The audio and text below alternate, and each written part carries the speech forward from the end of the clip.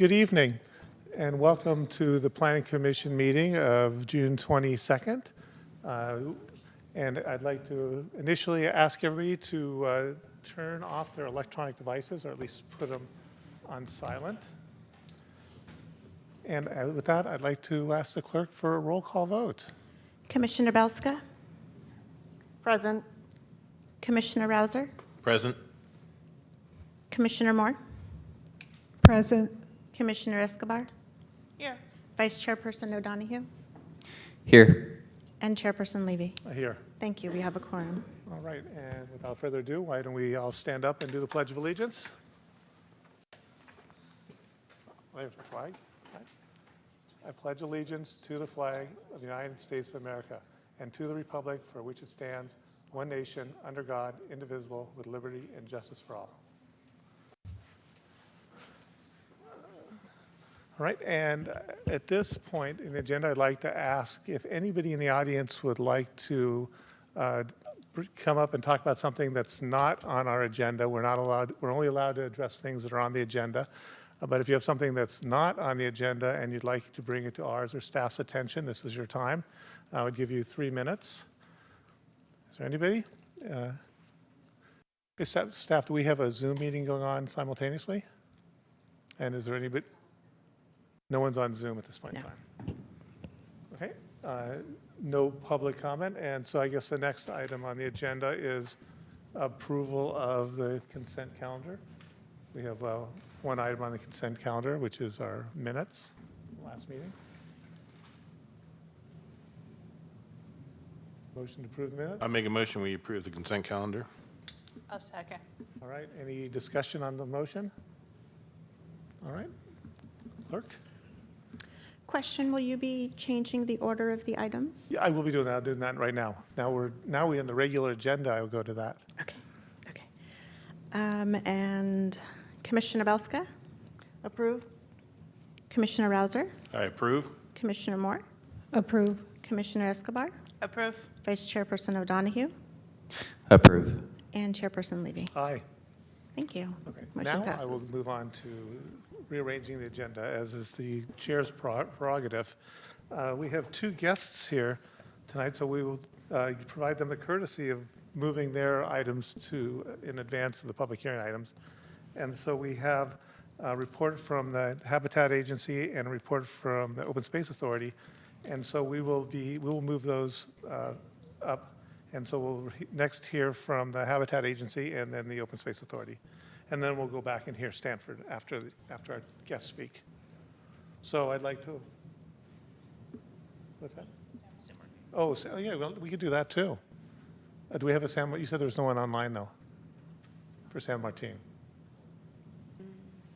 Do we have someone here representing San Martin? Yes, we have Chairperson Poor is on Zoom. Okay. Why don't we, okay, we can take that now if you like. The San Martin report. Make him suffer. He should Okay. be, just kidding, James. Yeah, this is Mr. San Martin here. Okay, let's hear the San Martin report quickly, and then we'll move on to item 6. All right, thank you. San Martin Planning Advisory Committee meeting last night, we received a report from the County Airports Department regarding the project to modernize signals and signs at Reed Hillview. Also the San Martin Airport operations, including in particular the skydiving operations, and general information about the staffing in the department, both promotions and hiring. Next, we approved revisions to the SIMPAC work plan that more accurately describe the SIMPAC's accomplishments so far. And then finally, there are currently 4 sitting members of SIMPAC. There are 3 applicants that are in the nomination and approval process. We hope to have those seats filled within the next several months. And that concludes my report for SIMPAC. Great, thank you very much. Is anybody on the commission who has any questions? It was very interesting report from the airports, and they did invite us. There's kind of an open to the public event at each airport, and they're very good, but I don't have the details with me about when they are, but I would encourage, if you haven't attended those in the past, they're very good. Thank you. Any other comments? Okay, great. Then why don't we invite the representative from the Santa Clara Valley Habitat Agency up to provide us with an update. Okay, I'm going to test this. Yep, it's working. Okay. Thank you, commissioners. I'm going to kind of maximize the screen here. Welcome. It's not wanting to do that. Thank you very much. My name is Jerry Haas. I'm with the Santa Clara Valley Habitat Agency. I was asked to bring an update to you all, to your commission by Lisa. Thank you, Lisa. The timing is great. It coincides with our 10-year anniversary. The plan's been in existence for 10 years. The agency's been in existence for 10 years. And so we've got a good, sweep of good years and bad years to kind of take account of what's been going on in the plan area.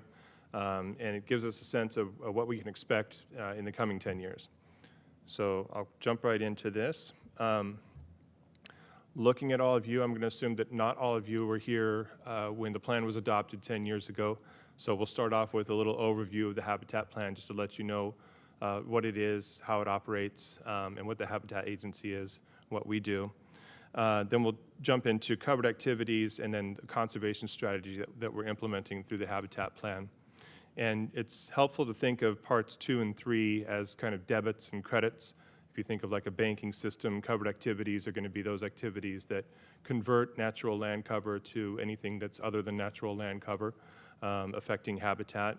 And so those would kind of be debits from an account. And then the conservation strategy is putting the credits back into that account through enrolling land for protection, restoring habitat, enhancing habitat.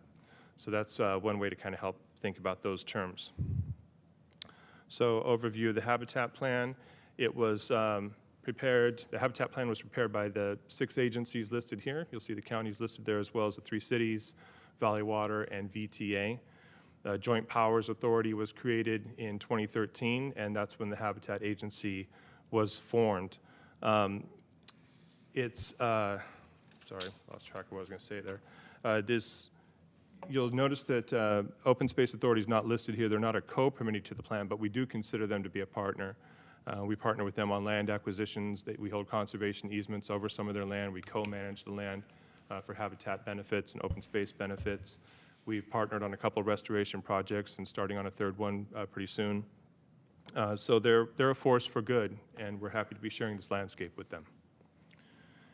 We have 2 county supervisors who sit on each of our boards. We have a governing board and we have an implementation board. And the governing board you can think of as sort of like your board of supervisors.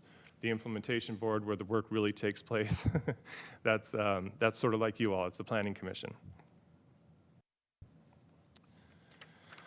Okay, so the Habitat Plan's both an HCP and an NCCP. And that means that both state and federally listed or protected species of plants and wildlife are covered by the plan.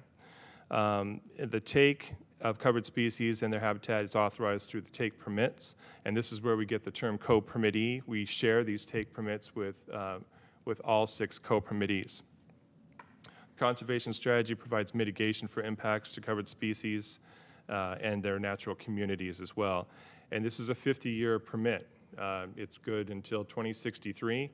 It'll be long gone before it sees the end of its time, but at the end of its time, it will be converted over. We'll have a reserve system of land that will be handed over to a land management agency to manage the open space in perpetuity.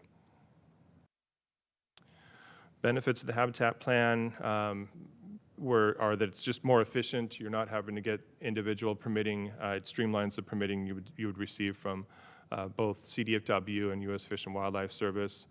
It doesn't stop work. It does not stop development, but instead provides immediate mitigation for impacts associated with development through the payment of land cover fees. It's species recovery and land conservation at a landscape scale, and this is much better than the piecemeal conservation that has been implemented in the past, site-specific mitigation, site-specific conservation that fragments habitats and is kind of a pediment to, or impediment to species recovery. And it helps the county comply with the general plan conservation and open space element. So how does it work? Quite simply, development impacts are assessed project by project.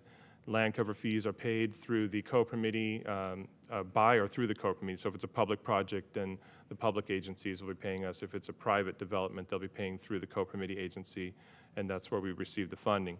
Those fees are then used to purchase and protect land. Wetland fees are used to restore wetland habitat and aquatic resources. And then the protected and restored or enhanced land provides habitat for covered species and facilitates their recovery. Here's our conservation strategy. Over the next 40 years, we've got 40 more years left here, we are obligated to protect, and this is through either land acquisition or conservation easements being recorded over land, almost 50,000 acres. The perimeter, you'll see that border in red, that's the plan permit boundary. It's about two-thirds of the county area, about 500,000 acres, somewhere around that neighborhood, 500,000 acres. So about 10% of that is going to be protected by the habitat plan by year 2063. Within that network, we'll have protected 100 miles of stream, restoring nearly 10 miles of stream over the 50-year permit term, 75 acres of wetland, creating ponds, all that good stuff. These are the 18 species that we cover. They occur in landscapes or in habitats all across the landscape out here. The plants primarily occur in sensitive serpentine soils, the habitats that are up on Coyote Ridge. You'll see some on Tulare Hill. So that's kind of where they're dominant. There's the list of our kind of a view of some of the characters. That's our bay chucker spot butterfly. That's the butterfly that relies most heavily on the serpentine habitat. Its host plants, owl's clover and plantain, are out there in the serpentine soils. We've got images of very rare Coyote ceanothus down there in the middle on the bottom, and then California Dudleya, or Santa Clara Valley Dudleya, is over on the left. Here are some of our covered wildlife species. The two pictures on the far right are actually species photographs that were taken on our reserves just recently. I myself, in fact, took a picture of Yertle the pond turtle there on our Jacob Creek Reserve, so that's with an iPhone, able to capture him sunbathing out there. And on that same reserve, we had a colony of tricolored blackbirds show up. We had no idea they were out there, but we had protected a 14-acre pond, and then the second or third year we owned the property, a whole colony of them showed up there, so it was really great to see. Okay, covered activities, as I mentioned, kind of like the debits here. Over the 10 years that the plan's been in existence, we've provided coverage for 392 projects. You can see they're a mix of public and private projects. Private development projects are usually a little smaller, but there's more of them. So you see 222 of those had occurred. The 23 you see up there, those are what we call participating special entities. These are agencies that they're not co-permittees to the plan, but they are opting to join the plan to get coverage for impacts to special status species. Those 392 projects permanently impacted, I should say, a total of 2,600 acres of land cover. So, on order across the whole plan area there, we're seeing about 250 acres of land that's being converted from natural lands to developed lands of some kind. We're seeing a much less significant number of temporary acres of impacts, but that's something else that occurs out there as well. Here's a couple of examples of projects. On the left here is the cottages at Kern. This is a Gilroy development. And you can see what I mean about converting land. There's land that's there. Yes, it's bordered on one side by development, actually two sides, maybe three sides by development.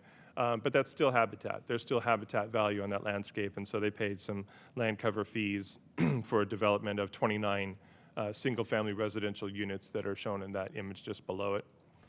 Also, within this last reporting year, it was the Borella Ranch residential subdivision. That's an additional 49 single-family residential units that were approved just outside of Morgan Hill, just below Anderson Dam. Couple of public project examples, also very recent. The top image is a trail rerouting project at Mount Madonna Park. You can see it left-hand side's a before image and the right side's an after image. So public agencies benefit from habitat plan coverage. They didn't have to wrangle with the wildlife agencies over permitting to develop this trail. On the bottom is an extension, repair, and maintenance project of the Coyote Canal. This is after they had all that damage from the 2017, 2018 storms. And this is all along Highway 101. And again, they didn't have to hassle with wildlife agency approval for any of this work. They simply filled out the application forms, they paid the fees, and they went to work. There's a good relationship we have with Santa Clara County and the Habitat Agency, and specifically in terms of public projects, the county parks, county roads and airports, they don't pay fees, direct fees for the impacts that they incur. It's built into the plan, a system of in lieu fee payment. So they provide land in exchange for those fees. Cuts out the middle process, I guess you could say, because we would just take the fees and go buy land ourselves anyway. So I think something around, it's about 13,000 acres of county park land will be enrolled in our reserve system that will contribute to that 50,000 acres. And enrolling county parks land means it can be managed for habitat values in addition to work that's going on with the county and maintaining recreational facilities on the same land. We collaborate pretty frequently with county parks on land acquisitions, on new land acquisitions as well. And we've just recorded a 2,800 acre conservation easement over Clara Park Reserve for the Habitat Agency. So 9-year effort finally paid off there. Thanks. So those are the debits. Let's talk about the conservation strategy. This is Chapter 5, if anyone cares to read it, of the Habitat Plan. It's very robust. It outlines exactly what our commitments are for the Habitat Conservation Plan, the number of acres, the extra efforts that we have to put into enhancement of all the properties that we manage, and much, much more. So to start with, land acquisitions over the past 10 years, it's a pretty impressive clip. It started off very slowly. Our first land acquisition came up quickly with partnering with OSA on the Coyote Ridge. But then it slowed down. It was difficult to kind of close land deals. It was a hot market, but we've kind of hit our stride. Now we've been enrolling just about 1,000 acres per year since then.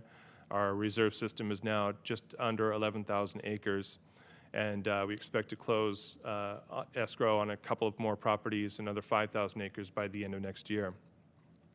And all these preserved lands where we choose to acquire lands are important for biodiversity, they're important for wildlife linkages, they have to meet certain criteria for us to consider enrolling them in the first place. This is kind of a map showing our existing reserve system. Those properties that are highlighted in green, those are already protected somehow. They're either owned in fee title, or they're shared in fee title with us, or we have a conservation easement over them. Ultimately, we're supposed to have a conservation easement over every one of these properties. I'm dreading that workload, so we just keep kicking that can down the road. The properties in beige are properties for which we're pretty close to securing some kind of an agreement on to purchase.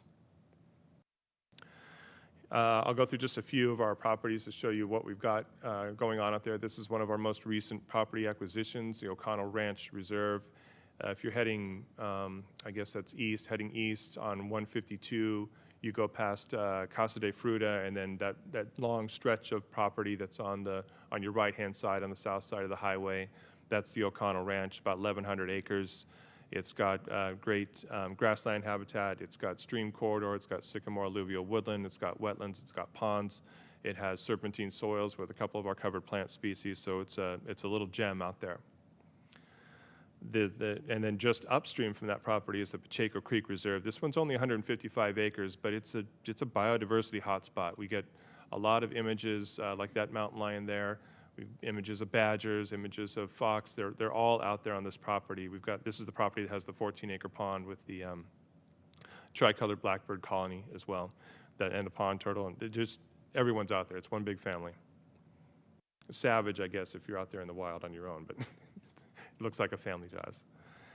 Bared parcels of Tilton Ranch. This is I guess, the southernmost portion of the Tilton Ranch complex, and this has one of only 3 known occurrences of Coyote ceanothus, an extremely rare plant, only grows in this area, so probably one of the most rare plants in the world, to be fair. So one of those occurrences was protected with this acquisition. We, in addition to acquiring land and protecting it or putting it in permanent protection, we're required to restore a certain number of acres of each of those habitat types, and then also we create ponds, one of our tasks. So up until now, I think we've, I don't have the numbers right here in front of me, but it's around 2 acres of stream restoration that we've completed through our restoration projects, about 5 acres of seasonal wetland, or excuse me, 5 acres of riparian woodland has been restored, and then about 3 acres of seasonal wetland has been restored as well. Here's one of those projects. This is at Clara Park. It's a pond and wetland restoration project. This one is just teeming with California tiger salamander. It's also pretty close to a big, we call it the pond, the bullfrog highway. There's a canal that runs through here and just brings bullfrogs in, and they're not very good for the tiger salamander, so we have to be very careful about balancing wildlife out there. Another restoration project, if you see the top picture on the right, that was when the berm on this pond on Coyote Ridge was just starting to breach. The storms of 2017-18 came through and just completely obliterated it. So the pond entirely disappeared, and this was actually a true pond creation. We went back in there and rebuilt the berm for 2 of these ponds that looked just about like this. And this year we're starting to do our first seining and dip netting to try to find if we've got either tiger salamander or red-legged frog in one or both of these ponds. San Felipe Creek, this is up at Grant Park, and this restoration project is the biggest one we've completed to date. It gave us a lot of our restoration credit. For this project, there was an old county road that, or I guess it was a ranch road, that was starting to take some of the water running off the hill, and it was diverting the creek away from the historic floodplain. And so this re-engaged the floodplain, lowered that, created wetland habitat, and we built, I think, 4 ponds, four plug ponds on the site. And already this first, or I guess we're in about 3 years of monitoring now, we've got red-legged frog and western pond turtle on this site. So this one's been a huge success for us. And then we have 2 projects that are planned for construction this summer. This is our big heavy lift here, Pacheco Creek Stream and Restoration Project. We'll probably pick up somewhere along the order of 2 more miles of stream restoration credit out here for this one. I probably should have brought a bigger image, but on the bottom right there, you'll see kind of the little spider web of green and blue lines, and those are high flow channels that we hope to activate so that they flood more frequently and create sycamore alluvial woodland habitat out there. That project is scheduled to start, I think, sometime in July, and probably be done, wrapped up sometime just before the end of the year. And then in the same vicinity, project that we're collaborating with the Open Space Authority on, thank you, Matt, the Pajaro River Agricultural Preserve. This one, if you see the image on the bottom, that's an agricultural field. What used to be there is no longer there. It's pretty denuded. For connectivity, it's important to have lots of cover. So this project would rebuild some of that riparian cover and lay back the banks a little bit so that we have some floodplain activation there as well.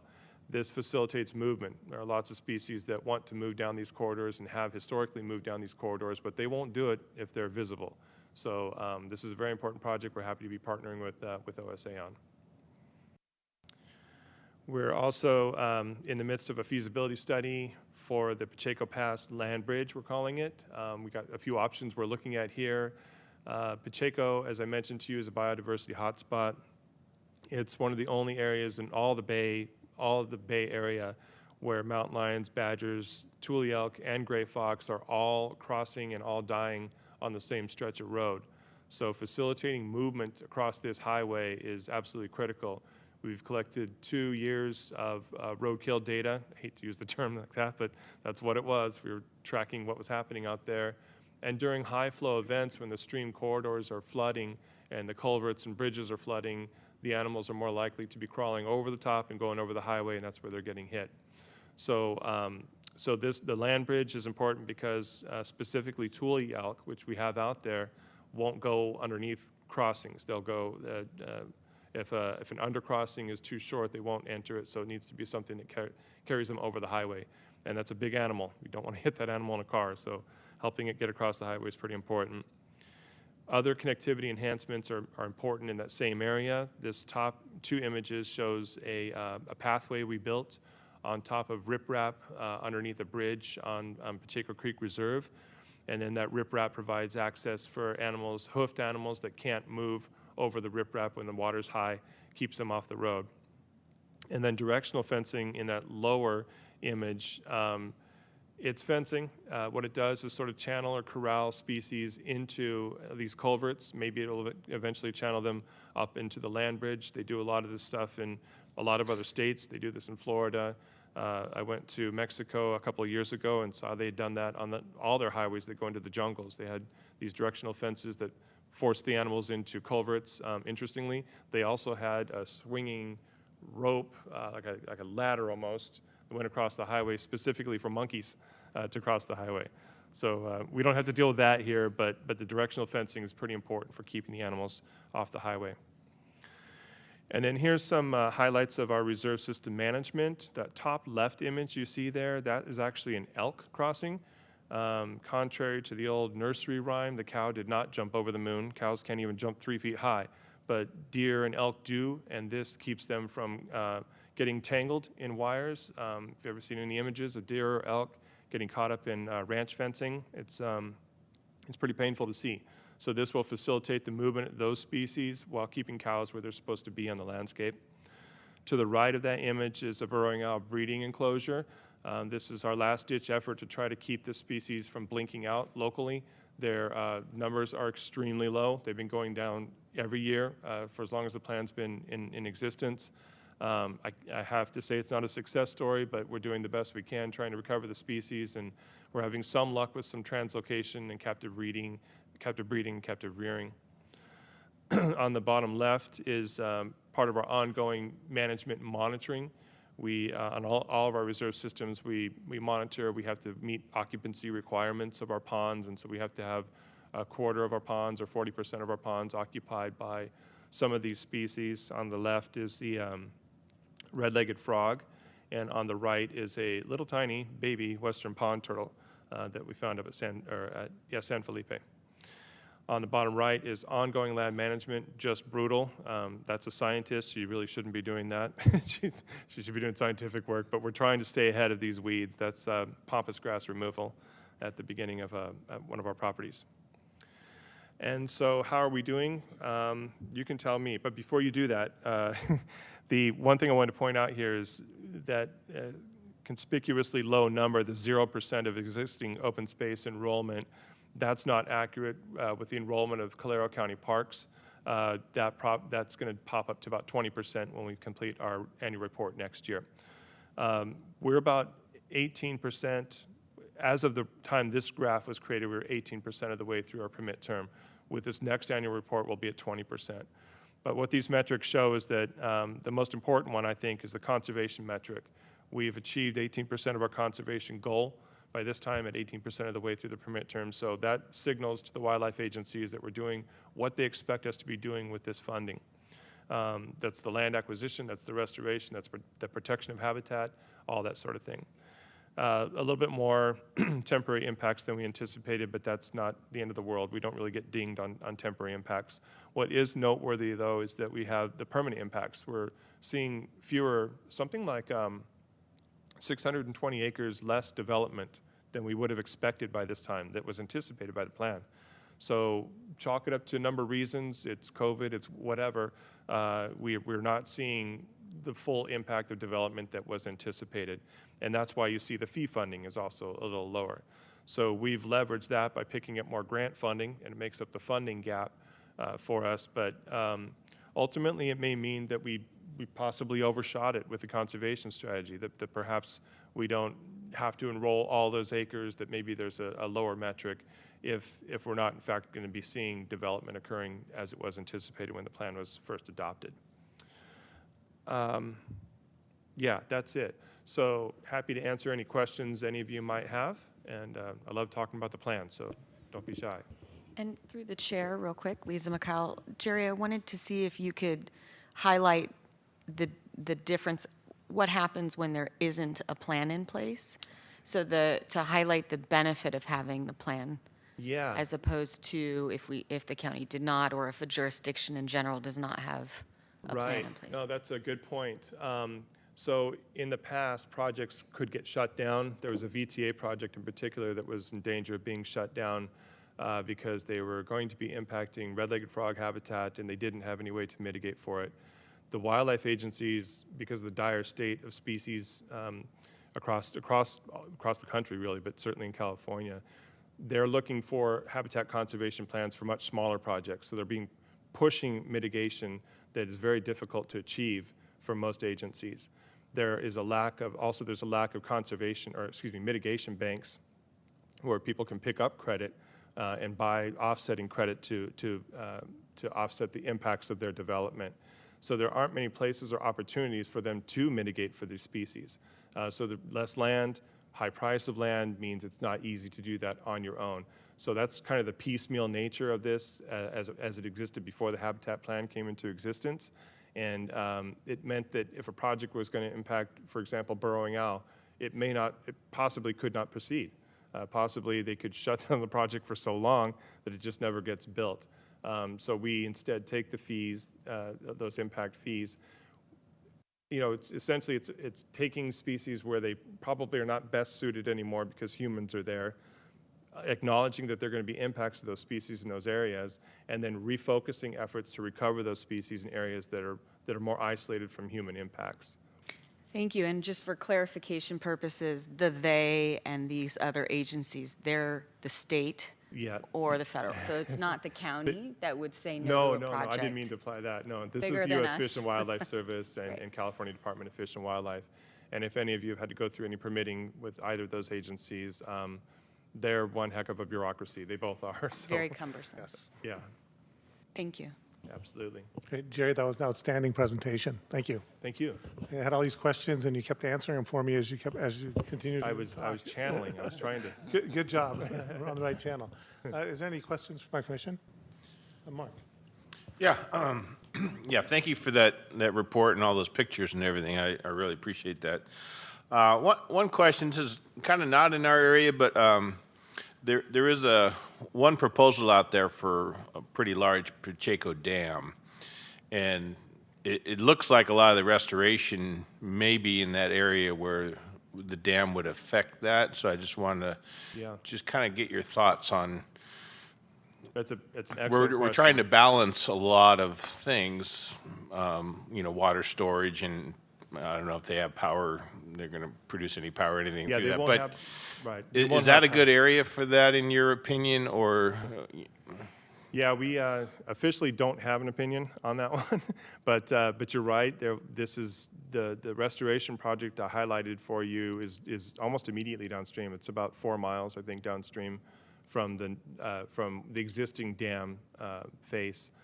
When we embarked on that restoration site, I'll start with this. We need to restore habitat that's on properties that we control.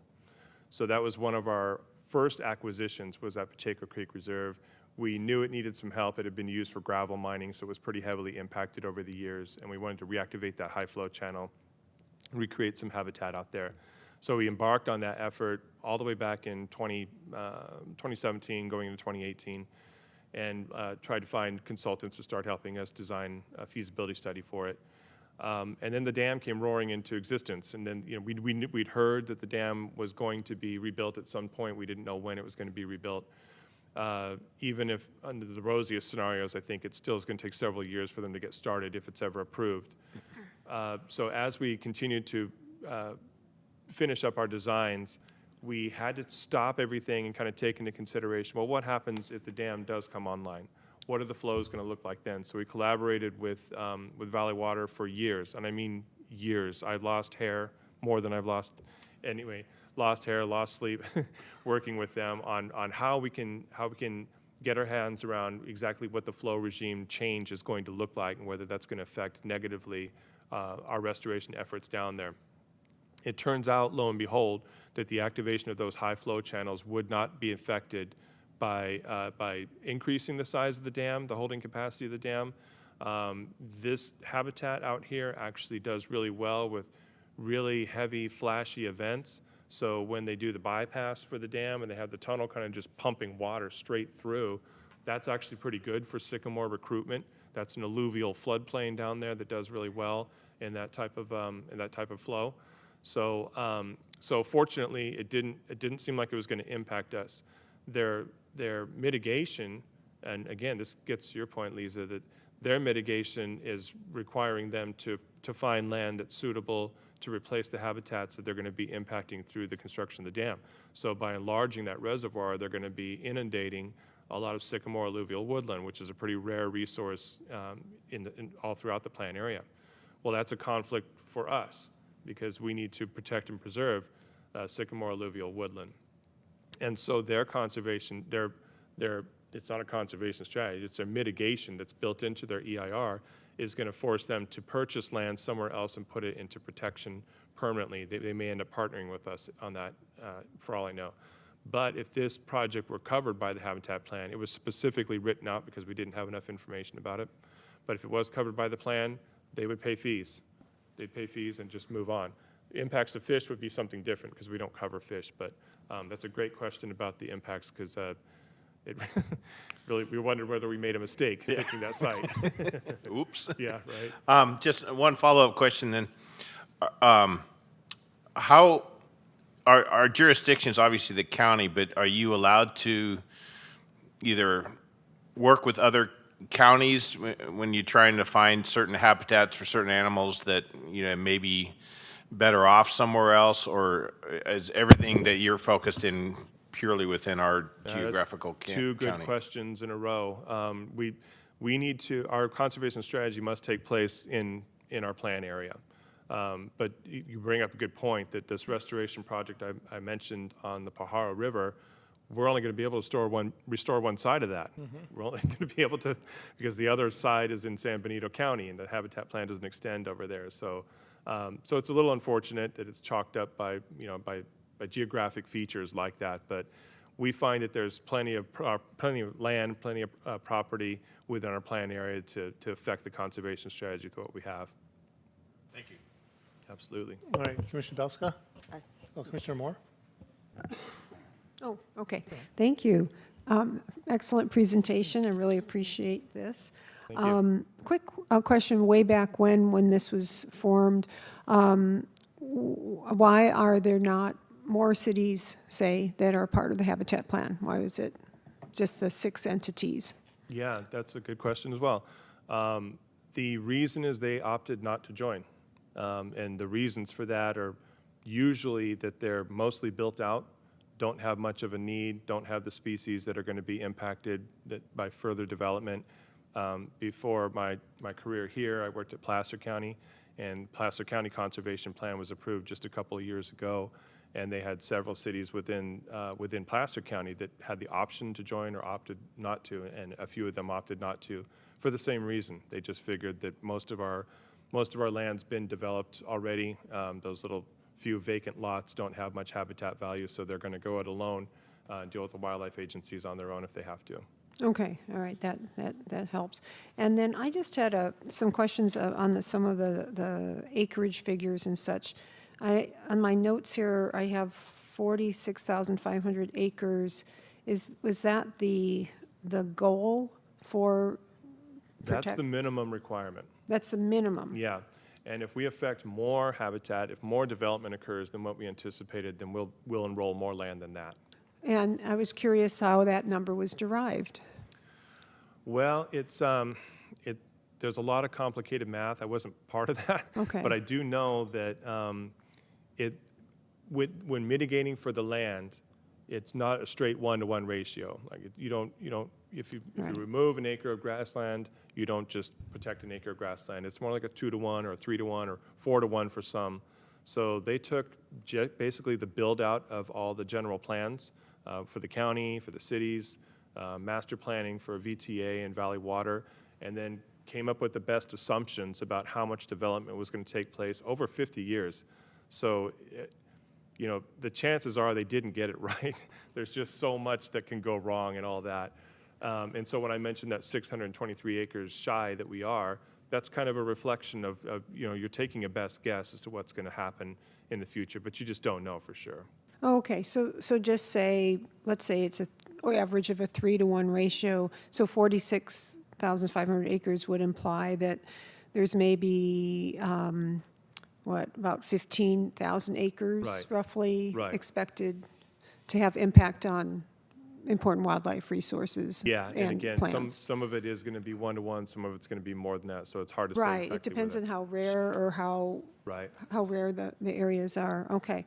And let's see here. And then I just wanted to get a sense, there are a lot of statistics here, in terms of the total after 10 years, is that 11,000? 11,000 acres of land that we've protected, yeah. Okay, all right, so after 10, okay, and then we've got 40 more years to go. We're actually a little bit ahead of pace right now. Okay, okay. And then in terms of the, you had mentioned the differential between the temporary and permanent impacts. And so the temporary impacts imply a project whose impacts are temporal then? You're right, those are, the strict definition is that it's an impact that lasts just for less than a year, and that Okay. the site can return to pre-existing conditions within 1 year. So what that means is grasslands, you usually see where that temporary impact occurs in grasslands. People are building homes and putting in a septic leach field or something like that, and it's just gonna grow back afterwards. But habitat that takes longer to establish, riparian land cover, trees, things like that, those can't be considered temporary because they would never come back to their pre-existing condition. So those types would then require mitigation They elsewhere? both require mitigation. both do? Yeah, the temporary fees are just a very small fraction of the permanent impact fees. Okay, okay, great. Thank you very much. And also, I have heard from various folks I know at U.S. Fish and Wildlife that this plan was considered a model. Yeah, I've Or heard that. the- I've heard the gold standard is what I've heard. Yeah, yeah, and I just wanted to make that point. It's excellent. Thank you. Yeah, thank you very much. Commissioner Belska. Yes, thank you very much for this presentation. So I have a question for you about what exactly is the strategy for the burrowing owls? Their habitat is smack dab in the middle of completely urban areas. Yep. So just collecting a fee to pave over that habitat, what do you do with the owls? Right. The owls are our single most challenging species in the plan, and I think we knew that the minute the plan was approved. I think 2013, when it was approved, 2014, Representative Dave Johnson with the California Department of Fish and Wildlife said, we have to start immediately implementing Tier 2 and Tier 3 activities, which is, Tier 1 is just you protect the land and you enhance the land where the species occurs. Tier 2 is you get involved. You start moving them around. You start collecting eggs and raising clutches so they have better success. And then Tier 3 is captive breeding, doing everything you can. So we've finally been able to pull out all the stops, but the numbers just continue to go down. We do have 200 acres we just enrolled as a conservation easement at the regional wastewater facility in San Jose. That's the last hope. The populations at Warm Springs have blinked out. The populations at the airport's down to 1 or 2 birds. So we have really one site left. And for as long as I've been with the Habitat Agency, we've had, it's a burrowing owl fee zone. If you click on that, it sounds like you're pretty familiar with it. It's just been shrinking each year because they're not expanding at all. They're not going into, they seem to, for whatever reason, want to hang around with all the development going on in San Jose. That's just where they've kind of parked it and making their claim, I guess. So we're trying to do captive or translocation into other parts of the plan, working with OSA on one site that we have at one location, and then we got another location with county parks, doing everything we can to try to help them succeed.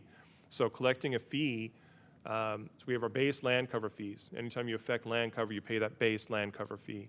There's a specialty fee specifically for burrowing owl for impacts that happen within occupied burrowing owl habitat where they're actively breeding. And that fee is pretty high. It's $75,000 an acre, and we've collected millions of dollars in the years over fees, with fees that we've been implementing this conservation strategy for. And unfortunately, it's not bearing fruit. So we're in discussions right now with the wildlife agencies to rethink the conservation strategy for burrowing owl. It's just not something that's, I mean, it seems like even if we have our best efforts come to realization, they're still gonna blink out. They're still going to die off sometime in the next few years. They've got a few more years to go here. And that doesn't mean they're going extinct. It just means they're gonna be locally extirpated, which challenges them for extinction in the future. But the strategy was built on the best science we had available at the time, and it just looks like it wasn't quite enough, or it happened too late probably for the species. Yeah, I mean, the high fee you mentioned is nothing for a large corporation, Right. that wants to build their headquarters on some burrowing owls, right? Yeah, That's you're like right. a drop in the bucket for them. Yeah. So, The one thing that plan does not allow is actual take. So we won't allow them to, if the birds are nesting, you have to avoid the area until they've left the nests. But you're right, that habitat goes away. And Microsoft, whoever, they can afford to pay the fees, and they do pay the fees. And it's really it's not so much the habitat right there at the regional water facility that's a problem. It's the loss of the foraging habitat around that. So every other little development going on, every other little loss of potential ground squirrel burrows or habitat where they can maybe hunt, that's the cumulative impact for that species. okay, I have just two more questions. So you purchase land, right? You said you do about 1,000 acres a year. What's the criteria for you to want to purchase a parcel? Oh, that's a great question. So in the plan, we have in the conservation strategy, we have what are called conservation analysis zones. And these are zones that are identified, you'll find them in Chapter 5, where there are lands of high ecological value. As I mentioned earlier, we try to target properties that either have the resources we want, they have the serpentine soil, the covered plants, or they have ponds that have occupation by some of our covered herp species, or they're important for wildlife connectivity, either terrestrial or aquatic wildlife connectivity. And so that's where we sort of start our search. We just look around for, it's not by accident you kind of see them forming this sort of border around the valley floor. So just kind of up into the foothills where really that's what's happened to red-legged frog. They've been chased out of the valley floor, they've been chased up into the foothills. So protecting those foothills and the ponds in those foothills is very important for us. The reason I ask is because I had recommended a landowner reach out to you to sell their parcel because it's about 300 plus acres. It actually is adjacent to open space, and it has salamander breeding ponds. That's check. And So- that landowner said that, and then, I mean, this is, I wasn't in the conversation, but he said that he reached out to all of the agencies and nobody was interested. Oh. That's why I was curious, whether you maybe had a size, what's the size criteria? We've talked about a size criteria, but it would be much smaller than that. Okay. 200 acres sounds like something we might be interested in, especially if it has tiger salamander. I'd love for you to put them in touch with me. Okay. Maybe they got a hold of the wrong person or the wrong day. Sometimes the right person on the wrong day gets you the wrong answer. Okay. So Okay, thank you. I perfect. appreciate that. And then just one more question. You had mentioned land in lieu of fees. Can you elaborate a little bit on how that works and if any landowner can do that, or is that just? Yeah, any landowner can do this. So it's an offset. The land has to be land that would fit into our conservation strategy. So it has to have good biological value. It has to have connectivity, if we can get that as well. And the land has to be transferred prior to the impact occurring. So if someone's proposing a development, they're looking at $200,000 in impact fees, the big development, and they want to hand over 200 acres of land, whatever the math works out. We would secure a conservation easement over the property. They could remain the landowner even, conduct the activities, and then the fees are just waived through the land transfer. But it's not any land, like you will have to actually evaluate it for its value. Yeah, we've been approached for land that is not habitat, absolutely not habitat before. So we do have to be selective. It doesn't behoove us to have small isolated sites that are difficult to manage and don't have any of our habitat values out there.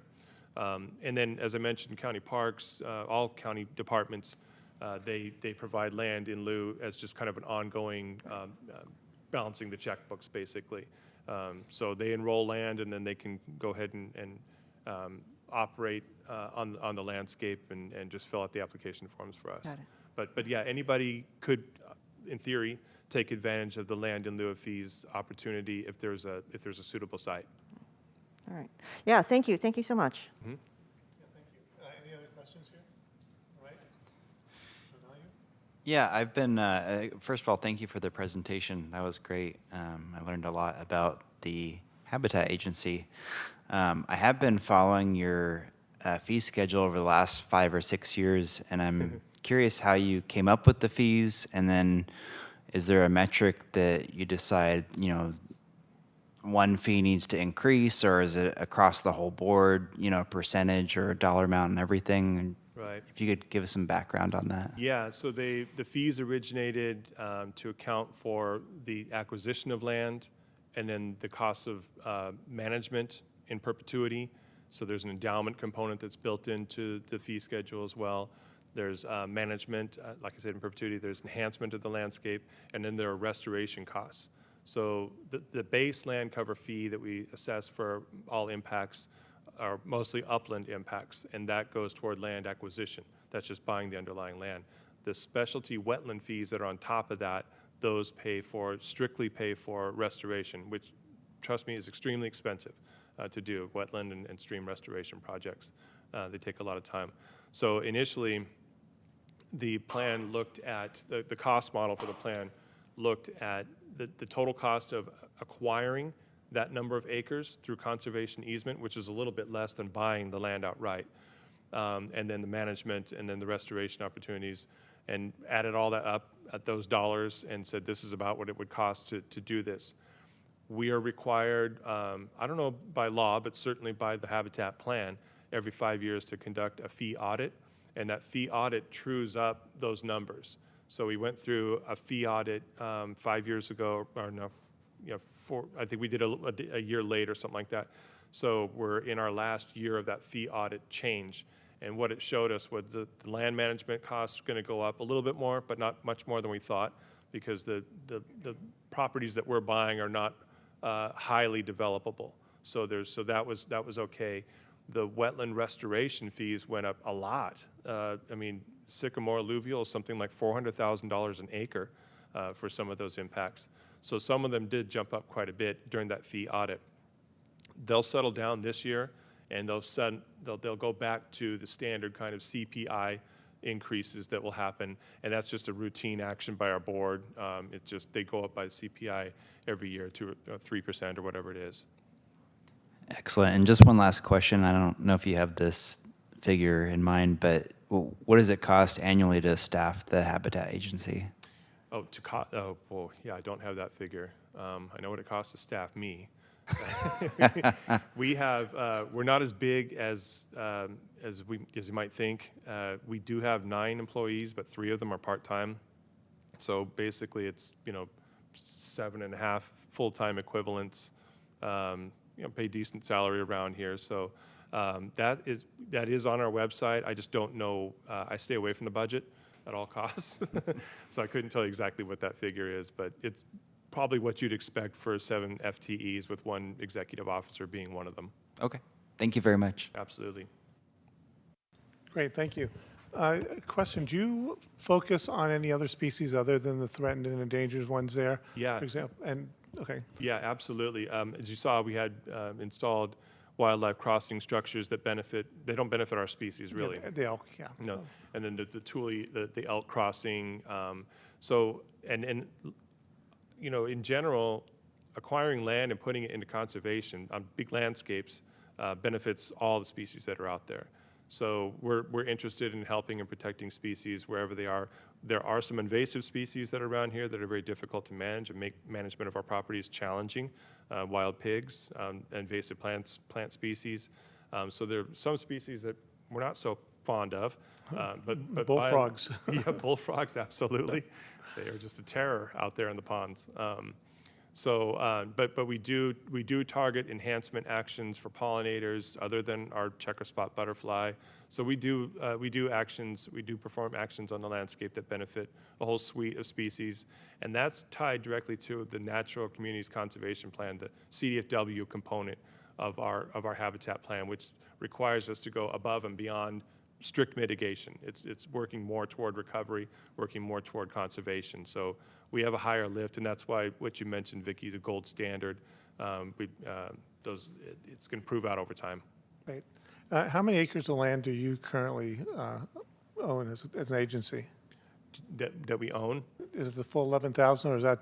Yeah, the full 11,000. There are, I would say, more than half of those properties we own outright ourselves.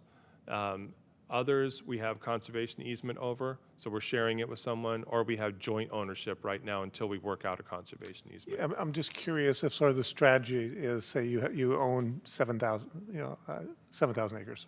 Yeah. If the goal is really to eventually sell that to other agencies and use that money to Oh, purchase additional lands. No, yeah, these lands have to stay in our ownership forever. Oh, Yeah. They Yeah, can't once they they're can't go enrolled- to county parks and maintain an easement over them? No, and so, and to your point, if we're sharing the property with someone, that doesn't mean we're splitting the property number of acres. It means that we're co-owning the property until we can afford to buy the conservation easement and own it outright. Okay. Own the conservation easement outright. And so are there actually recreational opportunities on your property, or? There are some, yeah. Potentially hiking trails? We work with OSA, and we have some recreational opportunities on Coyote Ridge is a good example. We'll have some recreation opportunities, I think, on Tilton. And other properties that we're looking at. The same with county parks. There's recreation on Calero. Sure is. But the importance of having a conservation easement over those lands, those existing open space lands, is we can help those agencies better manage the landscape for habitat benefits. It's like, we're double teaming the environment, like we're putting twice the effort into managing and removing invasive weeds and improving road conditions and stream conditions and things like that. So Right. these are great partnerships to have. Good, well, thank you very much. Appreciate all the time you spent here tonight. That was an excellent presentation. Thank you, appreciate it. Yeah. I'm going to stick around for Matt's Just- presentation. Just Thank one you, more Jerry. quick question, if it's okay. Oh, yes, go Yeah, ahead. so when I thought at the beginning you had said it's a 50-year plan, and in 2063, that land that is owned or has an easement on it through the agency would go to a different land management agency? There are two ways it could play out. And in 2063, it can either, the Habitat Agency can elect to continue in existence. Okay, The endowment fund that we're building up, it's millions already that's built up into the endowment fund, and we don't touch that money at all until 2063, so there's going to be enough money forever to just sort of manage the landscape.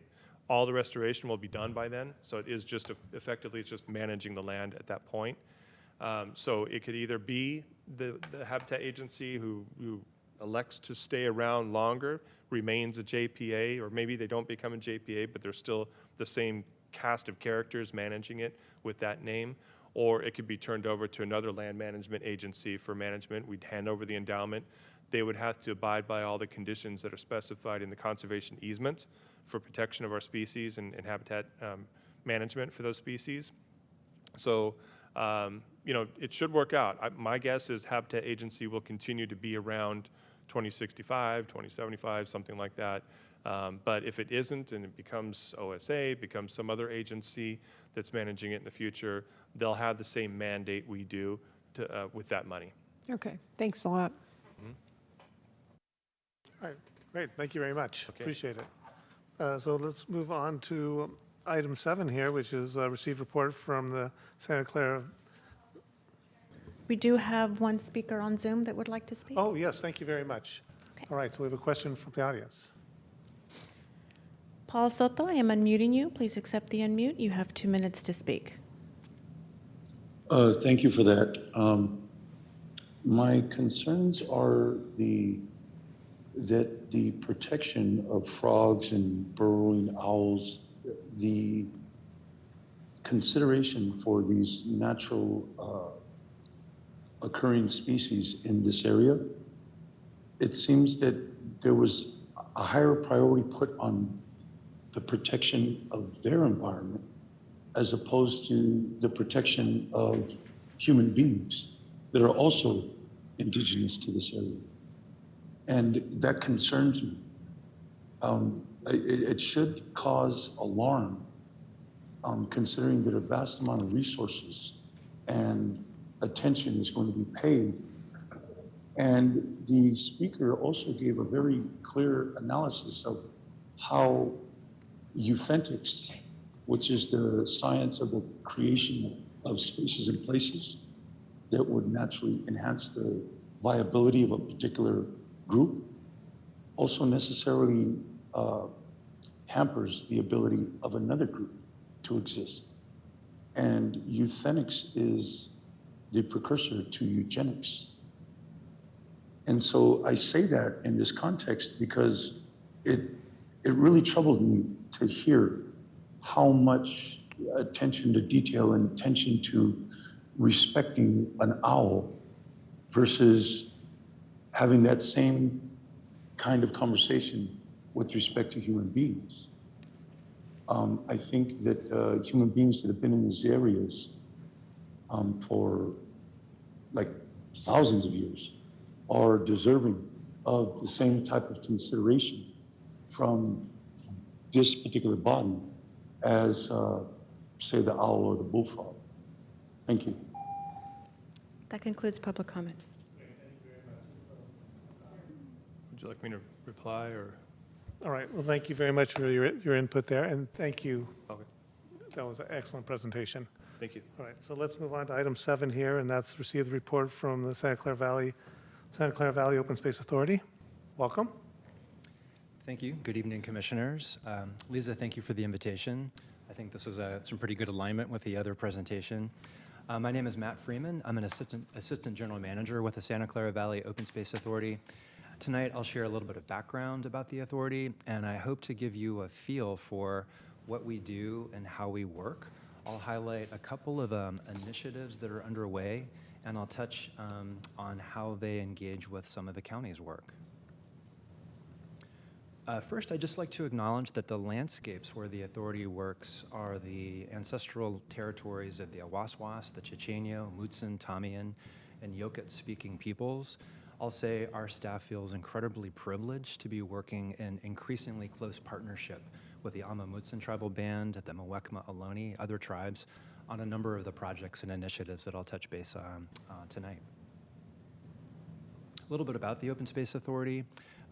It is a public agency that was created 30 years ago this year. This is our 30th anniversary, and it was intended to balance growth in Santa Clara County and Silicon Valley by creating an interconnected network of permanently protected open space preserves, parks, natural and working lands.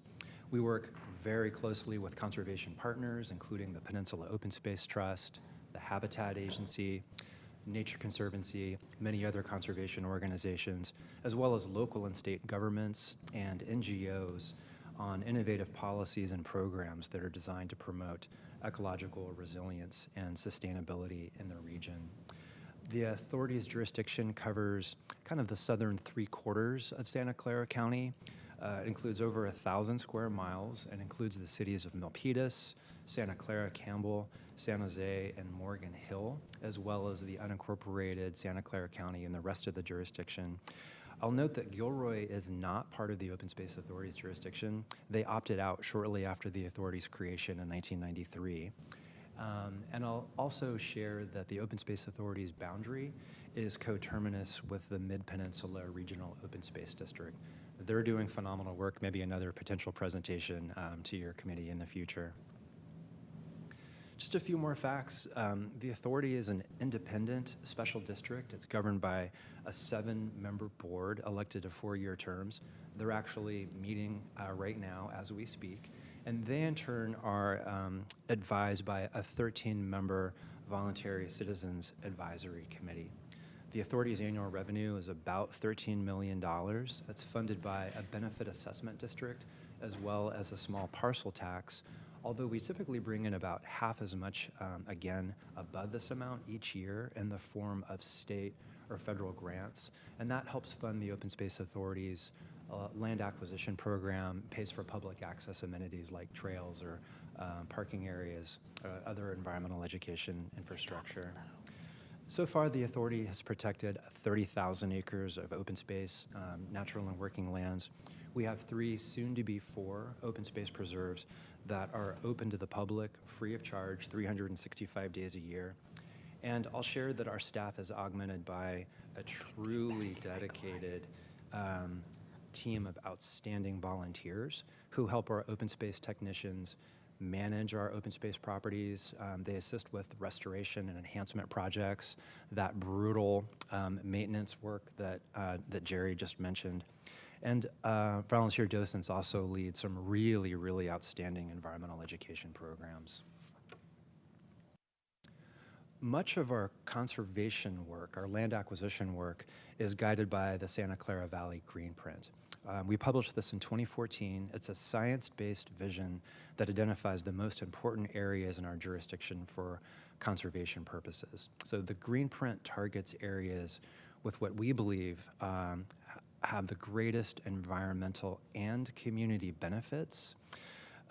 It ensures that we and our conservation partners are getting the maximum return on conservation investments. And again, because the Open Space Authority is a fairly small public agency, we have to make sure we're investing the public's tax dollars as wisely as we can. And so we rely really heavily on this scientific and kind of peer-reviewed report. And looking under the hood just a little bit, this map reveals some of the region's conservation priorities according to the Open Space Authority. So this map shows protected areas in green. Some of the Open Space Authority properties are highlighted in blue. And the other conservation priorities are highlighted in these sort of that gradation of yellow through beige to tan, darker orange, and red colors. And so what that indicates are areas with really important conservation values. So these could be landscapes that provide habitat for rare, threatened, or endangered species, places that are really important for landscape linkages or wildlife connectivity. It includes watershed areas that might provide important sources for drinking water streams or supplies for drinking water reservoirs. We've mapped areas where there are groundwater recharge areas where rainfall can go through kind of perky soils or agricultural lands to recharge the aquifer. We mapped things like regional trails, gaps in regional trails, gaps in places where there are neighborhoods or communities that are underserved by convenient access to parks or open space preserves. And when you begin to overlay these and other conservation values, and another really important conservation value is agricultural lands, right? That's one of the major layers. I'll talk about that. But when you overlay these areas, these patterns start to emerge. And the darker areas on this map reflect multiple benefit landscapes where we can make a smart investment in a landscape that might be a floodplain, there might be some agricultural resources, but it'll have climate resilience, habitat, ecological connectivity benefits, and so on. And so this is one of the tools that we use to prioritize our work. Through this work, 10 landscapes emerged as conservation focus areas, and we've been mostly focusing on Coyote Ridge, the Upper Paro, and Coyote Valley. I'll touch on those in a little bit more detail. Just a little bit more about how we think about the benefits of open space. So increasingly we appreciate the ecosystem services, right, or the environmental benefits that accrue when we invest in nature, right? We protect nature so that nature provides us. It provides these essential services, right, to humanity. by providing these services that are shown in this image and others, right? So the authority really believes, nature matters. Protecting and restoring nature is more than just a nice to have. It's essential, for functioning ecosystems, healthy communities, and the strong economies, right, that rely on, functioning open space, especially in the face of the climate and the biodiversity crises. So again, protecting and restoring nature is one of the smartest investments we can make in the sustainability of our region. And this image just shows, a few of the other benefits, right, that the public can enjoy when we and our partners like the Habitat Agency are able to establish new open space preserves or parks. And, just kind of as we meet the moment collectively, right, to address the biodiversity and the climate crisis, I did want to call out, the climate benefits of our work. There's a United Nations environmental program, and there's a quote we sometimes share. By working with nature, we have the potential to reduce emissions, sequester carbon by more than a third of what is needed by 2030. Without nature, we will not be able to achieve the 1.5 degrees Celsius goal or achieve net zero emissions by 2050, right? These are some of the targets we have to hit to cool the planet and really, save ourselves. So a little bit about some of the open space preserves, right, where these benefits literally touch down on the ground. So this image shows Rancho Cañada del Oro Open Space Preserve. This is pretty close to Morgan Hill. And a little bit about this. Unlike Santa Clara County Parks, the authority manages its lands as preserves, right? They are barely developed with amenities. A typical open space preserve might have a small parking area, a restroom, pretty extensive interpretive signage, and then a short trail system. And that's typically it, right? So no, velodromes or, pavement or anything that you might expect to see in a city park or one of the more developed county parks like at Vazona, for example. Sierra Vista, this is located kind of above San Jose, adjacent to Alum Rock Park. It has just unbelievable views of the larger Santa Clara Valley. And there's our Coyote Valley Open Space Preserve, right, which is located between San Jose and Morgan Hill.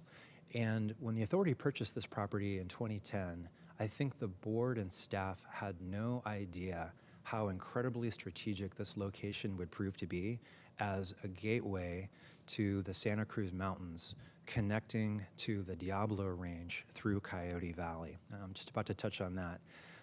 And our latest preserve is Mayan Oyakma Coyote Ridge Open Space Preserve. So this was recently known as Coyote Ridge, but our board of directors recently renamed the preserve in part to honor the importance of this landscape and the larger Coyote Creek watershed that's just adjacent to this, to the Muwekma Ohlone. We partnered with them so closely when we were planning the trails and planning the interpretive amenities at this preserve, and understood how important it was to the Muwekma to maintain the Chochenyo language by keeping the language alive, by co-naming the preserve or naming trails or some of the other features. And we hope it'll spark some curiosity among the public to learn a little bit more about the tribes and to understand that they were the original land stewards. They were here, they're still here, and we hope to work with them in the future to increase their capacity to partner with us as effective land stewards again. So this partnerships is it's kind of the Open Space Authority's secret sauce, right? It's a really important part of the authority's DNA. And Jerry teed it up, but I wanted to highlight the incredibly important relationship the Open Space Authority has with the Habitat Agency. So Mayan Oyakma, or Coyote Ridge Open Space Preserve, was the first preserve to be enrolled in the habitat system. And one of the incredible benefits that the county gets, the Open Space Authority gets by enrolling property in the reserve system, well, before we even enroll it, the presence of the habitat plan itself can unlock precious funding resources from U.S. Fish and Wildlife Service and the Wildlife Conservation Board that are only available to jurisdictions where there is a habitat plan in place, right? So because we had a habitat plan here, the Open Space Authority was able to secure most of the funding for this incredibly important land acquisition from the Fish and Wildlife Service, from the Wildlife Conservation Board, and a half dozen or so other funders whose names you can't read because it's too small in this PowerPoint slide. But I just, again, wanted to highlight the importance of the co-management relationship we have with the Habitat Agency. Again, as Jerry mentioned, you know, in addition to unlocking some of the funds to purchase this and other properties in the region, they help us fund the restoration and enhancement of rare, threatened, and endangered species on this property, right? Dealing with some of the weeds and even some of the feral pig management issues that we experience. Thank you very much. And these partnerships also take place within some larger policy context. I'll touch on this in a minute, but one policy area that the Open Space Authority initiated was AB 948, working with Assemblymember Ash Clara, which established Coyote Valley as a landscape of statewide significance. We've also been working as hard as we can to support both the state and the federal government to pursue their 30 by 30 initiatives, protecting 30% of our lands and waters by 2030 to preserve biodiversity and to fight the climate crisis. We work very closely with the city and the county to support changes, amendments, update to general plans, land use policies, so that we don't have to try to protect all of the open space by buying it all, but by implementing smart land use policies and programs to protect natural and working lands from the threat of development or sprawl. Huge kudos to Santa Clara County for leading development of the Coyote Valley Climate Overlay to help protect agricultural resources in particular. And that was a really important opportunity to help implement the Santa Clara Valley Agricultural Plan. I think that's another one of the big differences between the Habitat Agency and the county is the Open Space Authority's additional focus protecting farms and ranch lands. It's one of the main elements of our mission and something that sets us a little bit apart.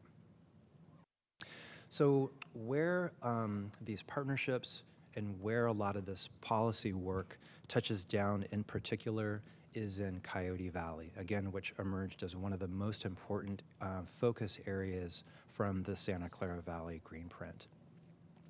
And one of the reasons Coyote Valley is so important is it is necessary to help connect the Santa Cruz Mountains to the rest of California. So this image shows sort of the green areas highlight places that are largely undeveloped where wildlife can move unimpeded from landscape to landscape. And you can see how the Santa Cruz Mountains connect in one way to the Diablo Range through Coyote Valley. In fact, there are over 1 million acres of really core wildlife habitat in the Santa Cruz Mountains and the Diablo Range that we're hoping to reconnect through this restored landscape linkage. In the absence of that, we can start to think of Santa Cruz, the Santa Cruz Mountains as an island. And you know what can happen on islands is species can go extinct because they're just not connected, right? They suffer from, you know, poor genetic health like we've seen with the Florida panther. So Coyote Valley is really critical for this landscape scale connectivity. And it, from a financial perspective, over the past 100 or so years, the public has invested, we estimate, more than $3 billion, right, in a network of state parks and other protected lands, both in the Santa Cruz Mountains and the Diablo Range. So we're trying to leverage the substantial public investment that's already been made in our parks by ensuring that the parks will function ecologically over the long term, and that can only happen if we're able to create these landscape connections, you know, and have a larger interconnected network of parks and open space preserves. So this vision was largely codified in the the Coyote Valley Landscape Linkage Report, right? And so this is really our blueprint for our conservation strategy to protect and restore Coyote Valley. It explains how wildlife move between the mountain ranges, specifically along Fisher Creek, right, which has its headwaters in the foothills of the Santa Cruz Mountains, and its confluence with Coyote Creek is just beyond or just below Mayana Yakima Coyote Ridge Open Space Preserve. So by restoring Fisher Creek's floodplains, its natural habitats like wetlands, riparian forests, valley oak savanna, we can facilitate, right, the safe passage for wildlife through this landscape. And we can also restore habitats for many other rare, threatened, and endangered species who depend on these increasingly rare, like valley floor habitats that have just been lost widespread throughout the Bay Area. And this includes a number of the species that Jerry mentioned that are covered by the habitat plan, right? So the burrowing owl, red-legged frog, California tiger salamander, pond turtle, others. I hope we get some tricolored blackbirds in Coyote Valley one day soon too. So in addition to the incredible wildlife benefits, right, that this landscape vision has for Coyote Valley, there are tremendous benefits to society, right, to our built environments. So you can think about the benefits of restoring the floodplain. We can capture and slow stormwater from excessive winter rains. We can spread it across the landscape and allow it to slowly percolate into the groundwater aquifer, replenishing our groundwater supplies, right, rather than paving places like this and having the water kind of flood downstream, right? So these benefits are good for the environment, they're good for people, right? They benefit flood protection, water quality, and water supplies. And again, just an image of a few of the critters, right, that'll benefit from our land protection restoration efforts in Coyote Valley. Since we published that vision, we and Peninsula Open Space Trust, along with the City of San Jose and other partners, have been hard at work protecting land in Coyote Valley.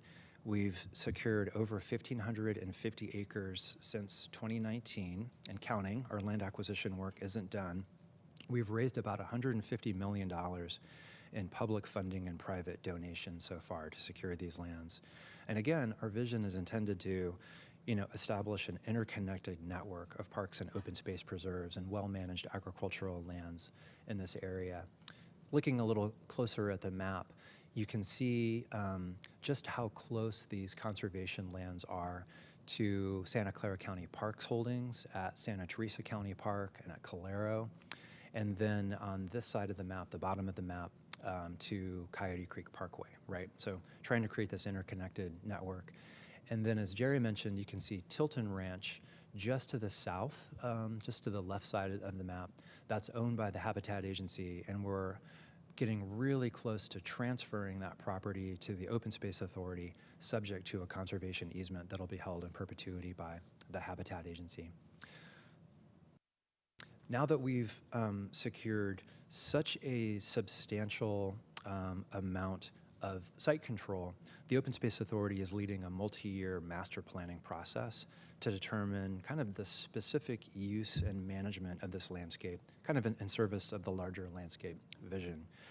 And I just wanted to share one of the things you can see on this map in the black outline is the AB 948 area. So the 17,000 acres that are encompassed within AB 948 are, this is the landscape of statewide significance.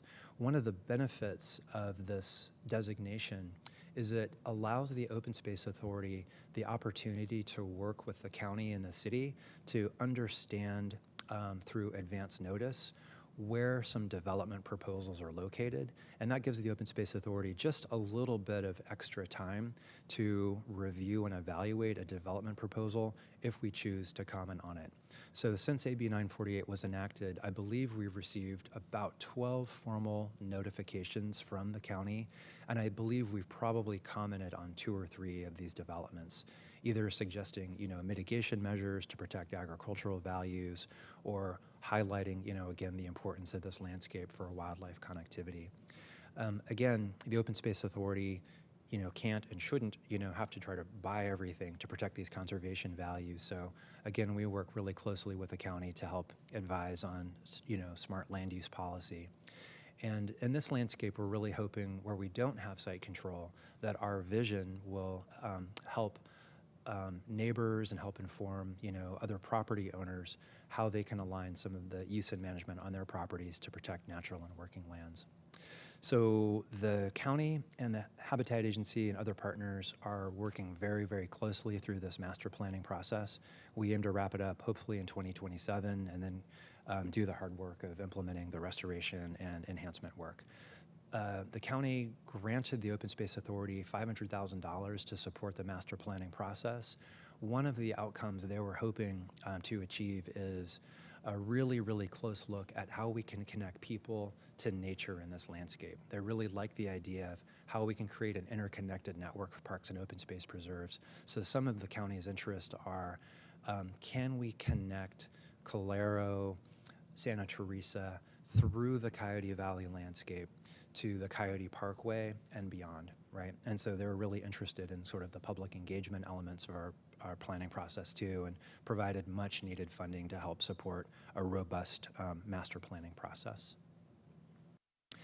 I think I've already touched on some of the goals in the master plan. I think I'll just move on. One other thing that's of note about Coyote Valley, given the goals to protect and restore nature in this landscape, to connect it to the network of other parks and open space preserves, to secure biodiversity and to address climate change, this was picked up by the state. And so Coyote Valley is on the cover of the state's Pathways to 30 by 30 report. And so we hope to honor the state's kind of faith in the Open Space Authority, by leading the protection, planning, and management of this landscape to create a truly novel open space preserve, right, in the heart of Coyote Valley in our region that will serve as a model for other jurisdictions to engage people, right, in the protection and restoration of nature. And then from the 30 by 30 plan to another really important plan that the Open Space Authority was honored to participate with the county, and that is the Santa Clara Valley Agricultural Plan. So this was jointly developed by the county and the authority. We published it in 2018, and it is a roadmap to protecting our remaining valley floor farmland and sustaining the local agricultural economy. So by protecting important agricultural properties from development, we can help encourage dense development in infill areas and reduce vehicle miles traveled and greenhouse gas emissions, right, associated with vehicles and sprawl. So there's a really interesting link, right, between climate and agricultural preservation. So kudos to the county. They won many, many awards, right, and after publishing this plan. And so while the county's taking the lead on many of the land use recommendations in the Ag Plan, the Open Space Authority has primary responsibility for protecting some of the at-risk farmland through direct fee transactions and by trying to secure agricultural conservation easements. And so where we do this is within the agricultural resource areas as shown on a map in the Ag Plan. And in particular, we are focused in the short term on Coyote Valley and the San Martin area. A few years ago, the county and the Open Space Authority entered into a memorandum of understanding where the county conveyed $5 million to the Open Space Authority to begin securing conservation easements in Coyote Valley and in the San Martin area. The MOU expires this month, and in fact, it is on the Open Space Authority's business this evening. It's on their agenda this evening to amend the MOU to extend it for 1 year so that we can continue working to complete some agricultural conservation deals that are in the pipeline right now. And just as I wrap up, this has funded some really, really important agricultural properties that were at risk of development.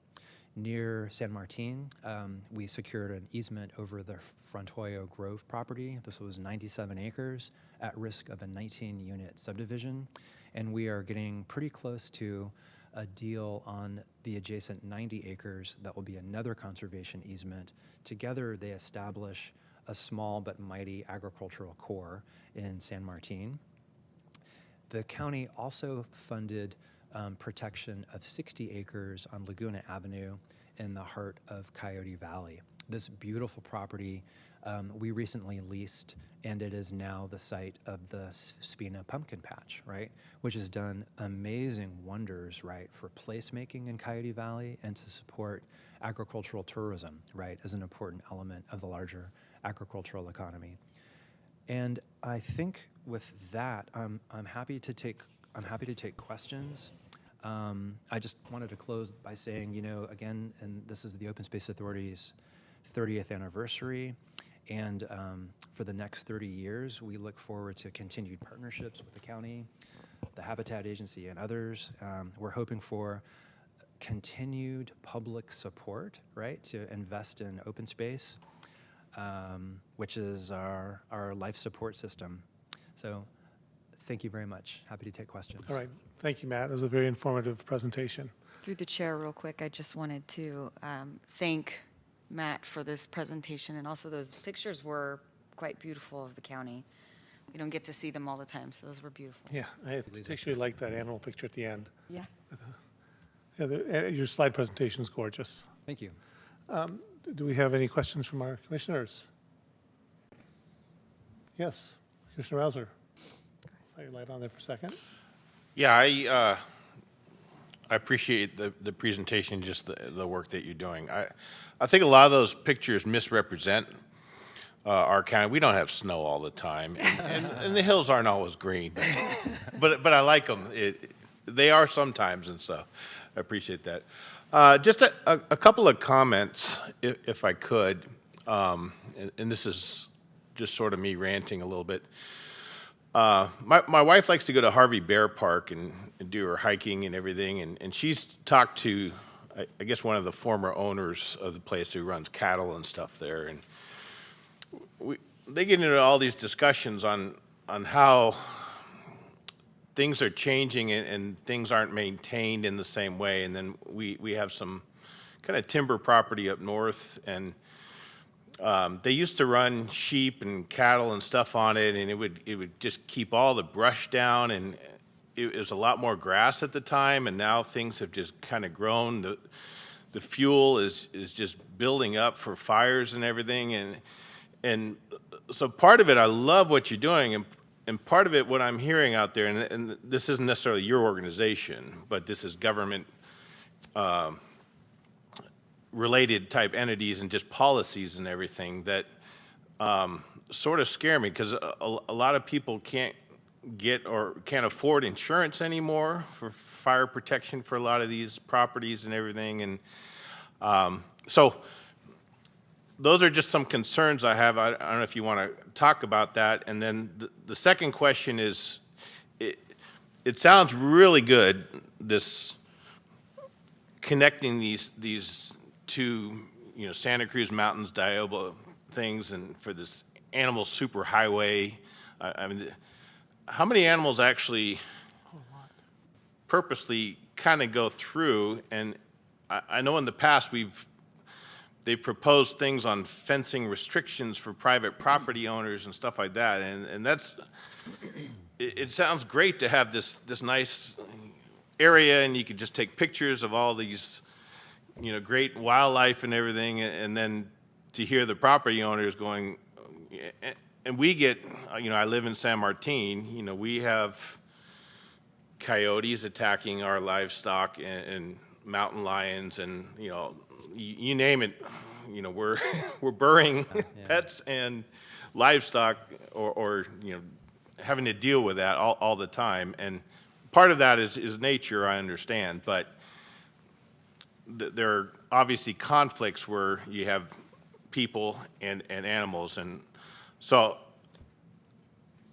on that super corridor, again, it sounds good, but that's a lot of money for, is it really going to work?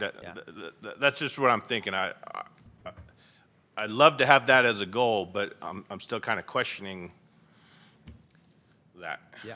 Does that make sense? Oh, it makes perfect sense. Yeah. Thank you Okay. for the questions. Yeah. No, a lot of really complex issues, right, embedded in some of your statements. So I'll take the second issue first, right? The idea of like a landscape linkage, or really connecting these landscapes through Coyote Valley.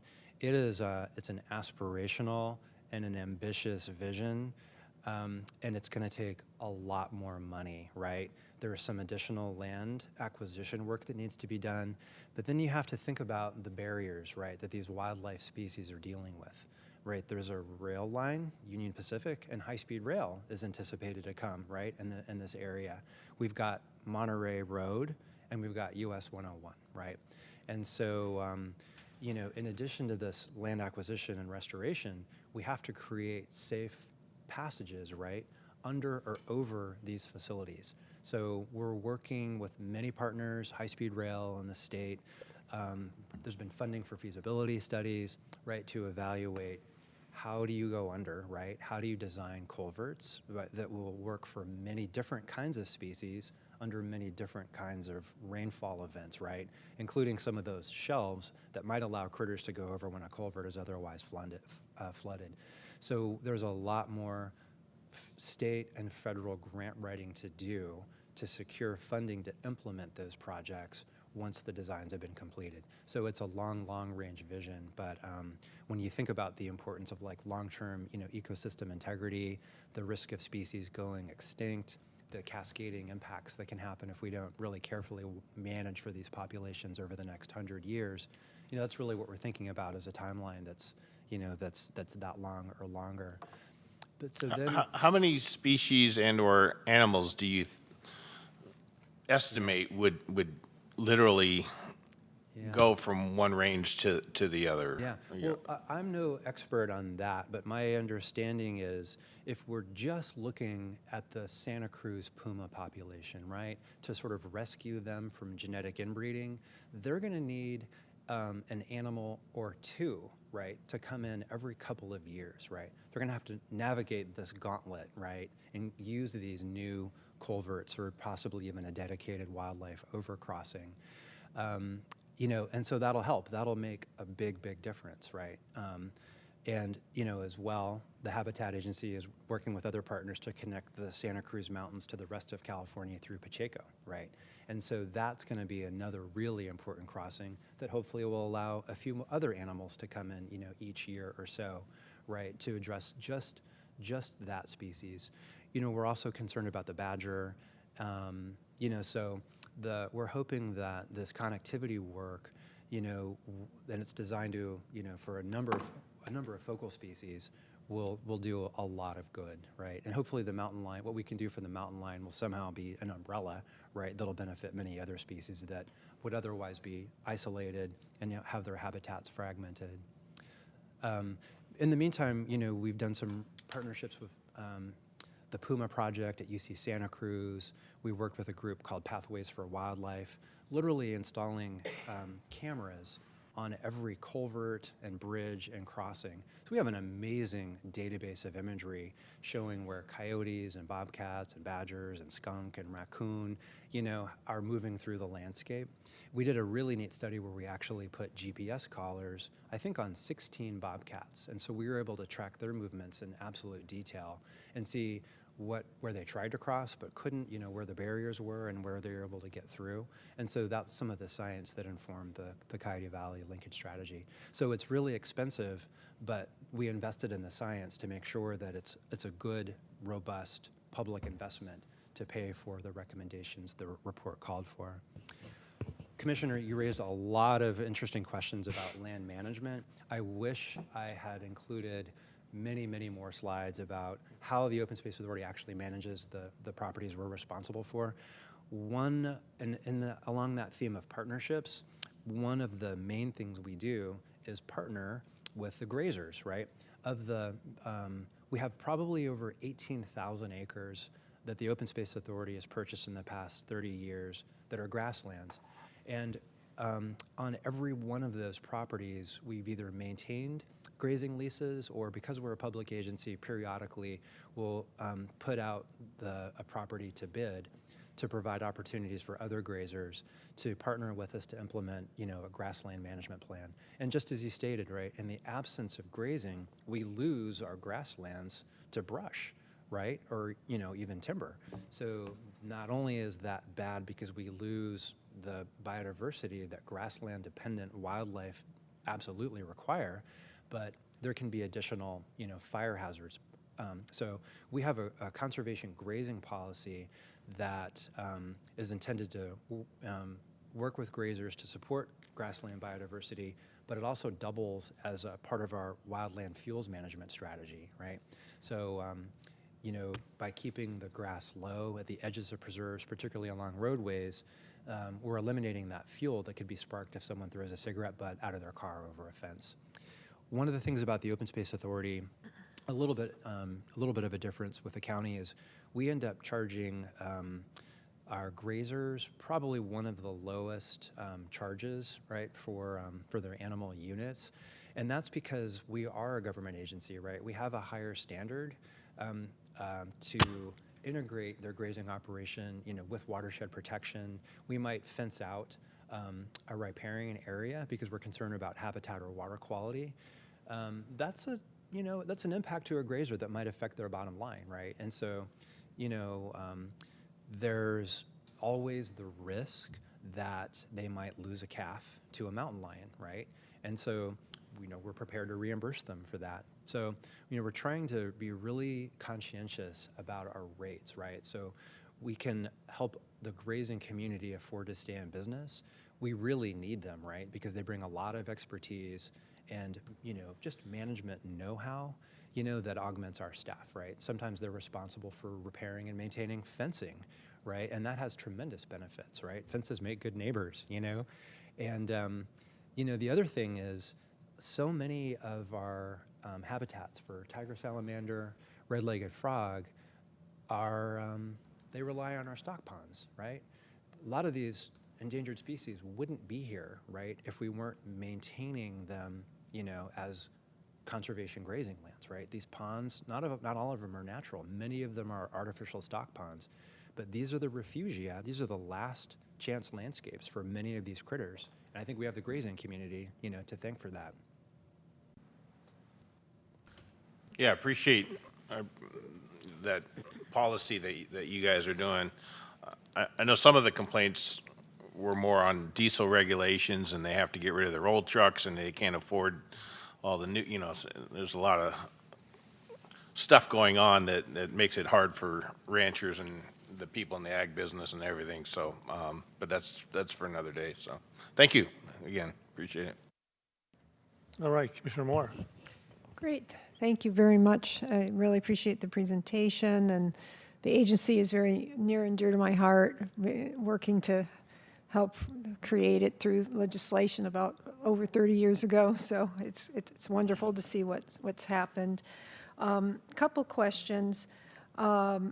With the priority areas listed, the Sergeant Hills, Upper Pajaro, are both near Gilroy, and I was just wondering if there have been any conversations within the city or any support voiced for joining the authority at any point. My understanding is over the years, various Open Space Authority directors or executive staff have been approached by, conservation organizations or, interested citizens, but there's never really been a concerted political effort, to engage the city council, to consider whether or not they want to, opt back into the Open Space Authority, go through a LAFCO process, and, consider even a funding measure, right, to provide a tax base or some other funding so the Open Space Authority would be able to help pay for services to benefit, the citizens of Gilroy. So I'll share, on a personal level, though, I think a number of staff members would love to close the donut hole, right, and have Gilroy kind of come back into the fold. We work in and around Gilroy. I mean, we work just outside of Gilroy's jurisdiction, right, to protect farmland, wetlands, floodplains. In many ways, we think the residents of Gilroy probably already get a lot of benefits, from the Open Space Authority services. But one of the things that they do not benefit from is the urban grant program, right? We've given out millions of dollars over the past few years for, environmental education programs or to help, cities augment their limited budgets, right, for trails or, green spaces, community gardens, that kind of thing. And, Gilroy is rapidly growing. I know they would benefit from some of that green infrastructure, right, to really, kind of balance, how they grow and to improve quality of life, so. Yeah, definitely, and that's one of the unique features that, is in the enabling legislation. Two more questions. One is the agriculture sub-areas map that you showed. Is the authority going to be pursuing additional easements within that area, or otherwise, seeking some means of maintaining those areas in agriculture? Just curious what the OSA's perspective is on that. Yeah, thank you for the question. It's one of the most important priorities for the Open Space Authority. As we developed our work plan and budget for fiscal year 23-24, we had a workshop with our directors, and a number of them were very candid about the importance of our agricultural mission and wanted to ensure there was sufficient budget so that we could work with willing landowners to secure agricultural conservation easements. So again, in partnership with the county and the state, the Sustainable Agricultural Land Conservation Program, we are absolutely on the lookout, right, for properties to secure, right, either in fee or through conservation easements. And, just a little bit more about that, in the long run, the Open Space Authority doesn't really need to own, farms, but what we're interested in is preventing, these farms from being developed, right? It's all about maintaining the productive, carrying capacity of these priceless and irreplaceable agricultural soils, right, in this amazing Mediterranean climate. So, in the long run, we're interested in utilizing something called the Buy, Protect, Sell model. Maybe we come in, we purchase an at-risk property, we do a little planning and assessment to understand, what flavors of agricultural might be appropriate in the long term. Hopefully regenerative kinds of agricultural, practices, or equitable, kinds of practices that might address food sovereignty, food security kinds of issues, with other climate benefits. I mean, that would be really ideal. And sell the property, right, to a farmer or grower interested in those same kinds of things, subject to an easement. We wouldn't tell them how to farm, but the easement would ensure that the property, wouldn't be subdivided in the future, right, or, severely developed. So that's the long range, our long range approach to agriculture. Great, thank you very much. Commissioner Belska? Yeah, thank you. So we heard from two agencies who are both doing, very, very good work, but it seems like there's a lot of overlapping goals and overlapping functions. So I'm just wondering, would it be more efficient to have one combined agency? That's kind of a question, I guess, to both of you. Yeah. Yeah, well, I'll lead off. Yeah, no, it's a great idea, and I think if you look at the habitat plan, right, the many hundreds of pages of the habitat plan, they did a lot of really good analysis in the conservation strategy and the financial strategy, and I think to some extent they anticipated that. Through the participating special entity agreements and the other agreements between the co-permittees and the Habitat Agency, we really are working together, right? We work very, very closely. And so, one concept is in the long run, the Habitat Agency is doing some, say, land acquisition, some deals, but the Open Space Authority and Santa Clara County Parks are taking responsibility for the day-to-day management. And so while we have similar goals, those functions are separate and discrete, right? And that's a much more cost-effective approach. So we're not duplicating public services and having the Habitat Agency, take responsibility for something where we have trained, professional, dedicated staff, right, who are happy to pull weeds and and do some of that other work. And as closely aligned as our missions are, they are a little different. We're a mitigation. we're a mitigation agency. We mitigate for impacts of development. We affect conservation. The habitats that we protect are usually a little bit more remote, a little bit more protected, a little bit more sensitive, and that's by nature. They have to be offsetting the habitats that they were replacing.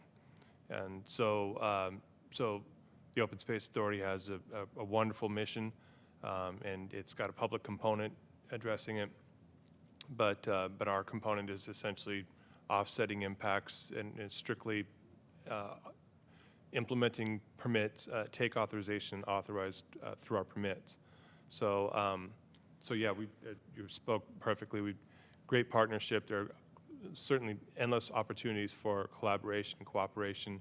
OSA is actually written into the plan, again, not as a co-permittee, but as it was always understood would be a partner with us, joined for the battle, for the future. So, so we're happy to have them here, but yeah, our missions are just so slightly different that they couldn't be incorporated into one. As I mentioned, when the Habitat Agency does see the end of the permit term in 2063, it's quite possible that OSA becomes one of the potential land management entities that might take over. We'll have to see what happens when that unfolds. I'm certainly not going to be around for that. But yeah, it's a good question. Good point. Thank you. Great. Thank you. Commissioner O'Donoghue. Just wanted to thank you for the presentation. I learned a lot about the Open Space Authority that I actually knew very little about. And maybe this is more of a comment or an extremely friendly suggestion. I was coming down Mount Hamilton Road today, and I could see 4 different fires throughout the Bay Area.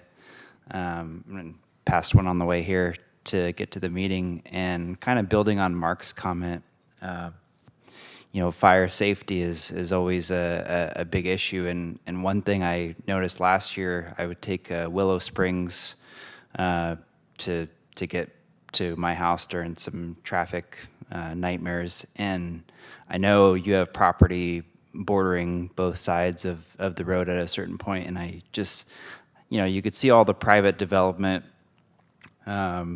and they had all their weeds mowed and defensible space, or an attempt at that. But then the preserve properties, there's nothing, and it was very concerning last year. And this year the fire danger is probably about 300% more, and we're just getting into our fire season now.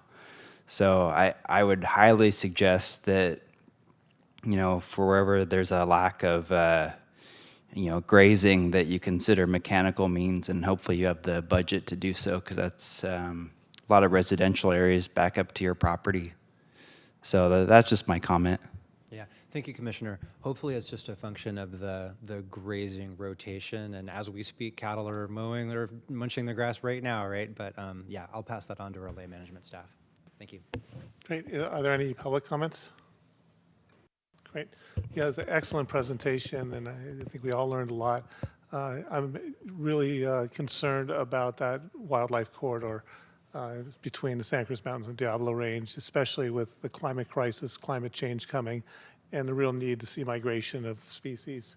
I saw there was a great video that was online that showed a coyote walking through. You already know this one. Oh, yeah. There's a coyote walking through the culvert, and it turns around, looks, waits, and suddenly a badger comes out and follows it down the thing, because they hunt together, right? The badgers get the squirrels out of the holes, and the coyotes catch them. So they are very valuable, and I'm very concerned about the overpass for the railroad track, but particularly 101 and Monterey Highway. So I'm hoping that we can get this wildlife corridor taken care of, because I know how critical it is. So All right, thank you. Thank you very much. Appreciate it. So I'm wondering if we need a few minutes break, or do you want us just to keep going, powering through the rest of the agenda? Keep going? Okay. Through the chair, I'll just give a special thanks again to both Matt and Jerry for coming down here as a courtesy to do this training. Thank you. Thank you for Thank you inviting much. me. They were both excellent presentations, and we really appreciate it. Glad to hear it. Thank you, everyone. Thank you. All right. So the next item on the agenda, we're going to skip back up to item number 5, which is the public hearing to consider the annual report number 22, as required by the 2000 Stanford University General Plan, General Use Permit documenting compliance of conditions of approval for a reporting period of September 1st, 2021 through August 31st, 2022. And we'll take just a second to allow staff to get situated. Charu, I would maybe request that you go to a different microphone, because I think that microphone was a little challenging. But were you able to hear the microphone? I was able to hear everything You- fine. oh, okay. Yes. Whatever's easier for you, Charu. But this is a standing item that comes annually before the Planning Commission and is a requirement under the general use permit for Stanford University as a condition of approval. This is annual report, and we have with us Senior Planner Charu Ahluwalia and supported by Principal Planner Michael Meehan. And I'll just wait to see if we're ready. We need I'm just not a going to minute. lie, I did have trouble hearing quite a bit of that presentation. I don't know if he was Yeah, too that's- far away, just not speaking into it, but Let's do a Stanford, quick I'd like to test. hear everything, not just every third sentence. Let's do a test, Charu, and just say, hello, my name is Charu. Yeah, hello, good evening. Is that okay? I think it's the microphone, but you know what? I'll stop it if I start to hear it, and then we'll adjust. Yeah, Does that work? I didn't think it was necessarily the microphone, the way that Matt was talking. I think it was sort of the Okay. way Matt was talking, but Okay. I heard that just fine. Yeah. He has a soft voice. He had a soft voice, yeah. Okay, so we'll hand it over to Charu, and we'll give her just a I want minute. to hear a booming presentation now. I'll just take a few minutes just to set up. I'm re-entering the Zoom meeting, so it should be starting soon.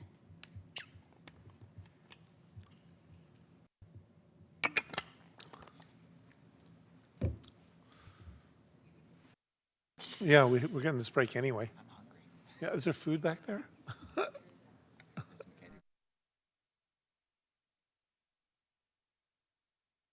Okay, so good evening, Chairperson Levy and Commissioners. My name is Charu Ahluwalia. I'm Senior Planner. I'm also the Stanford Program Manager for the county, and I'll be providing a brief presentation on Stanford University's 2000 General Use Permits 22nd Annual Report.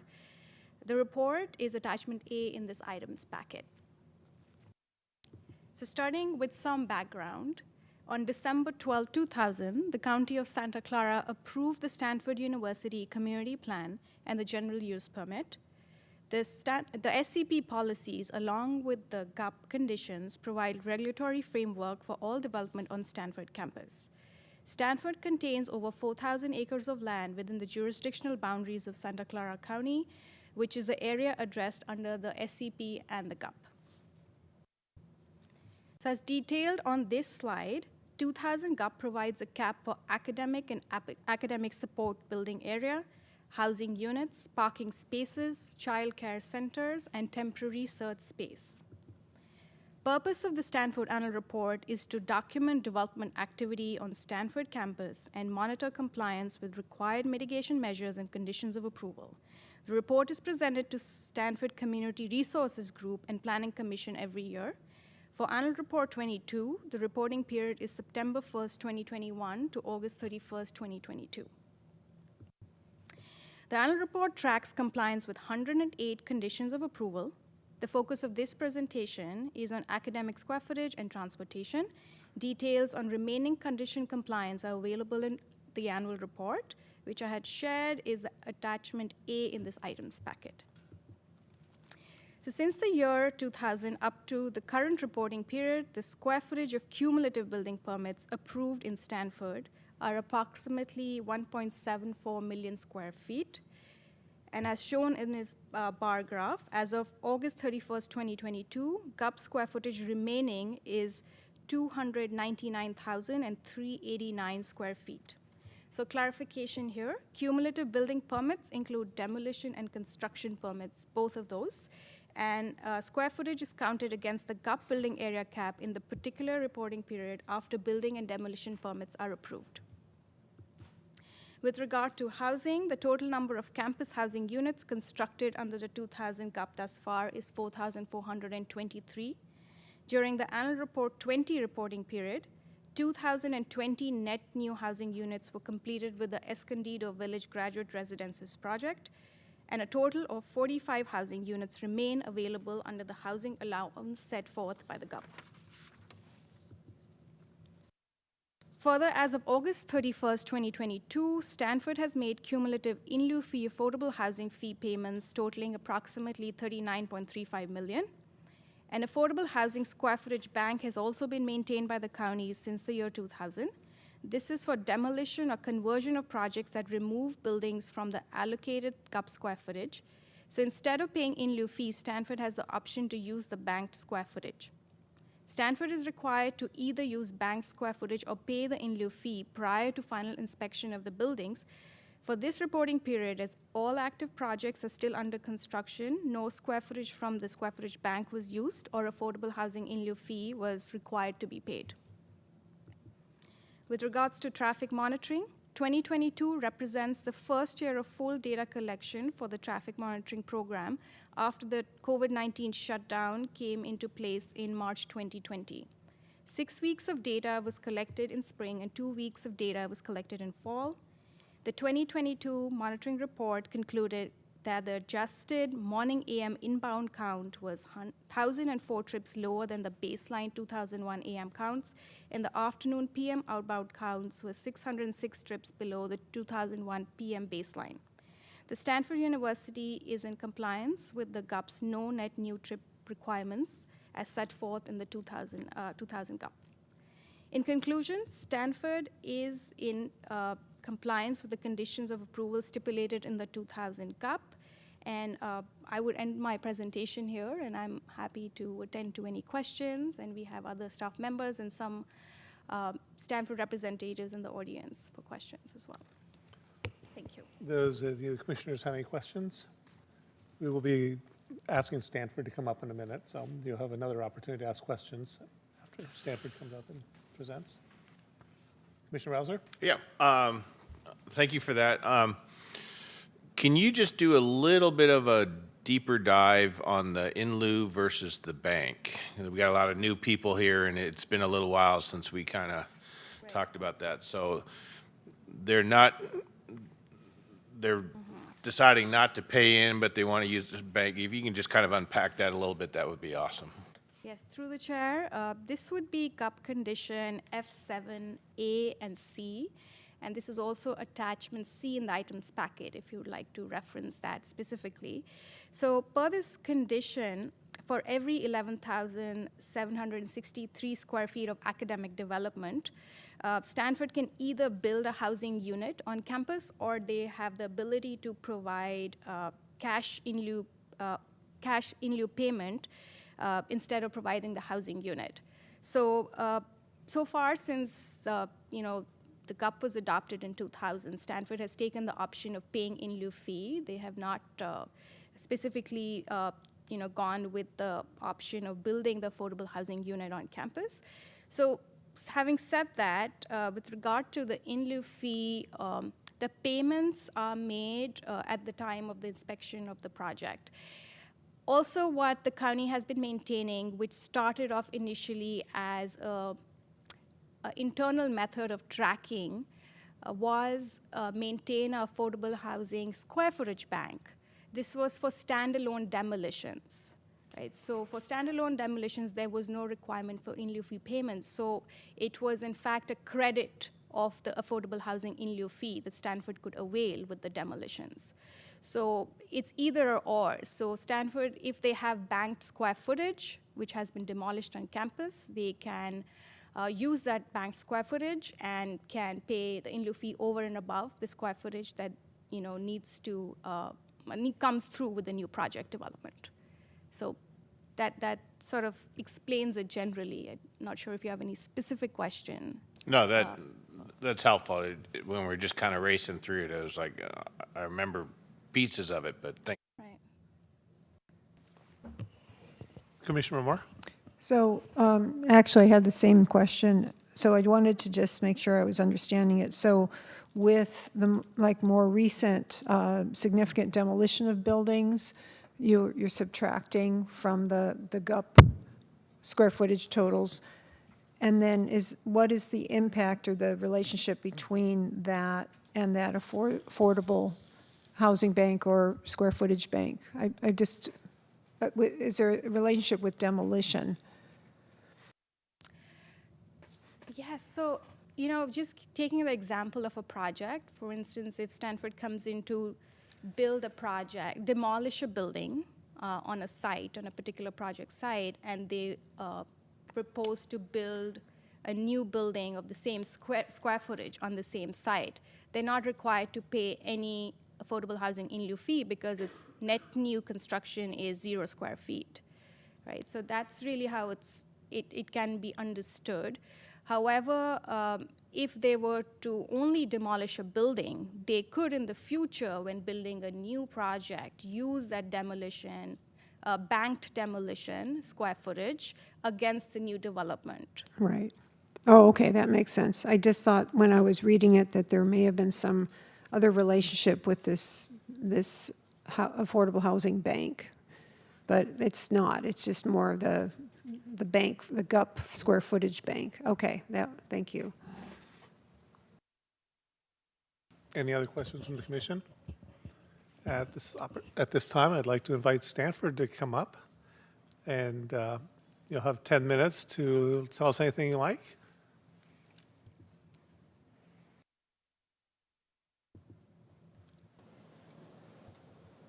Hello, can you hear me? Yes. My name is Ramya. Right here. Yeah, Sorry about that. you're fairly soft, so speak up. Okay. Hi, my name is Ramya Subramanian. I'm a planner with the Land Use and Environmental Planning Office at Stanford. I'm also joined by Dinah Odell. So we're here to listen, and if there are any questions that we can help answer, we can chime in as needed. I just want to definitely thank county staff for their work on this annual report package, and especially Charu Aluwalia, since she leads this effort every year. I wanted to also bring up some ongoing construction of big projects that we have. At Stanford right now, we have the George Schultz project in the Hoover Pavilion that's ongoing, as well as the LBRE building that's being constructed in the west side of campus. There's also the Graduate School of Education that's coming up. So we have these big new projects, and we're grateful for the county for having approved all these projects, and so we could get them into the hopper and get them constructed. There are also a list of projects under, I believe it's Table 6. Those are anticipated approvals that the county has under its review. They are, I want to say, under 2 buckets. One of them, I would say like 2 or 3 ASA applications are on sports facilities renovations in the athletics district, and the others are roadway modification projects on Jane Stanford Way and Sarah East. Yeah, with that, I just also want to thank the staff at Stanford, the various groups that get involved to get the data to the county to make this report possible every year. And thank you, planning commissioners, for your time to review this detailed report. And again, if there are any questions for us, we're here as well. Thanks. Are there any questions from the commission? Yeah, Commissioner Rauser, you were first. I had a question. Okay.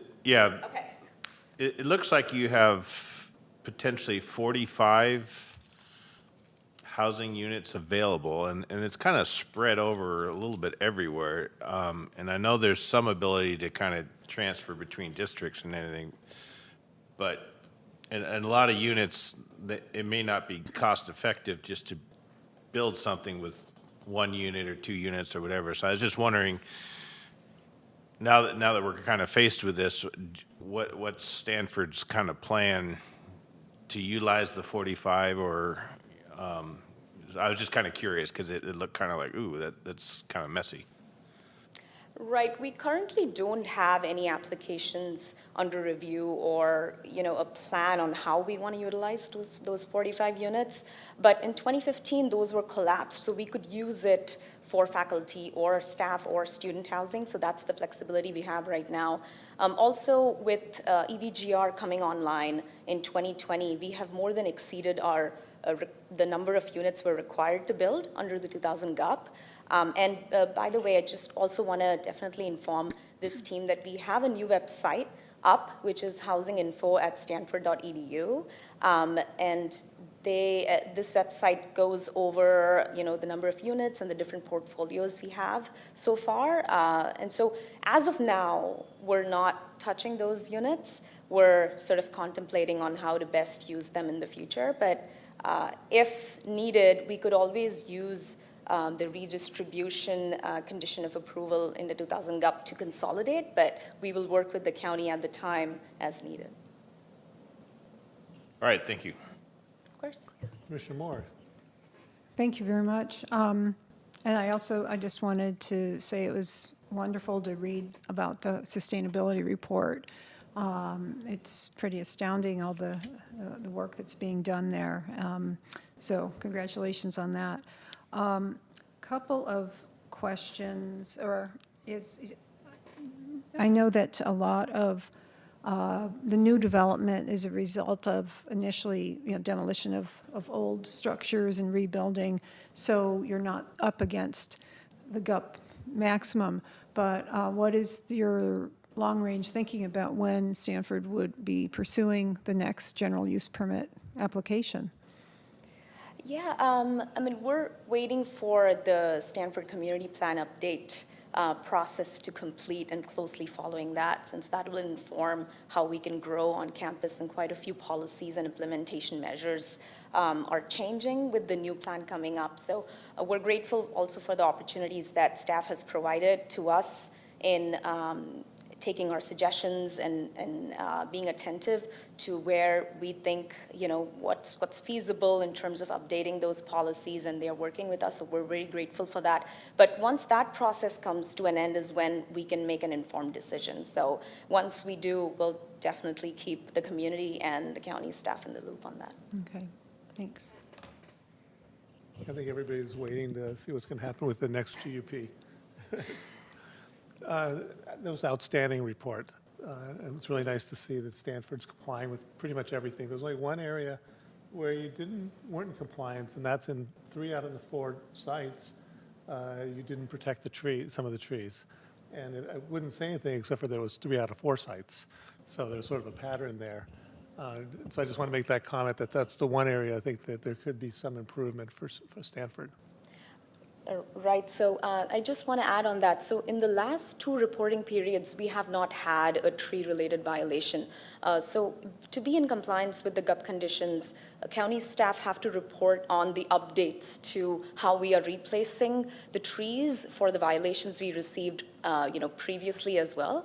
So that's a comment we received at the CRG meeting as well, just to make a note that this year or the previous year, we've not received any violations. And I think one of the key things we have focused on, not only my group, but the Department of Project Management that undertakes construction, is they've been looking into the tree disposition changes that happen sometimes once we receive ASA approvals. So we've been working towards educating our crew that they cannot go ahead and make those changes. We have to report it back to Charu and other planners. And Charu has been very, very helpful and guided us through the process on, whether it's a ASA modification that's needed or other processes that need to be followed in order for us to, make those changes and get approval prior to making those changes. So I think that process is working, and we'll continue to do our best. Okay, great. Well, we'll see next year, won't we?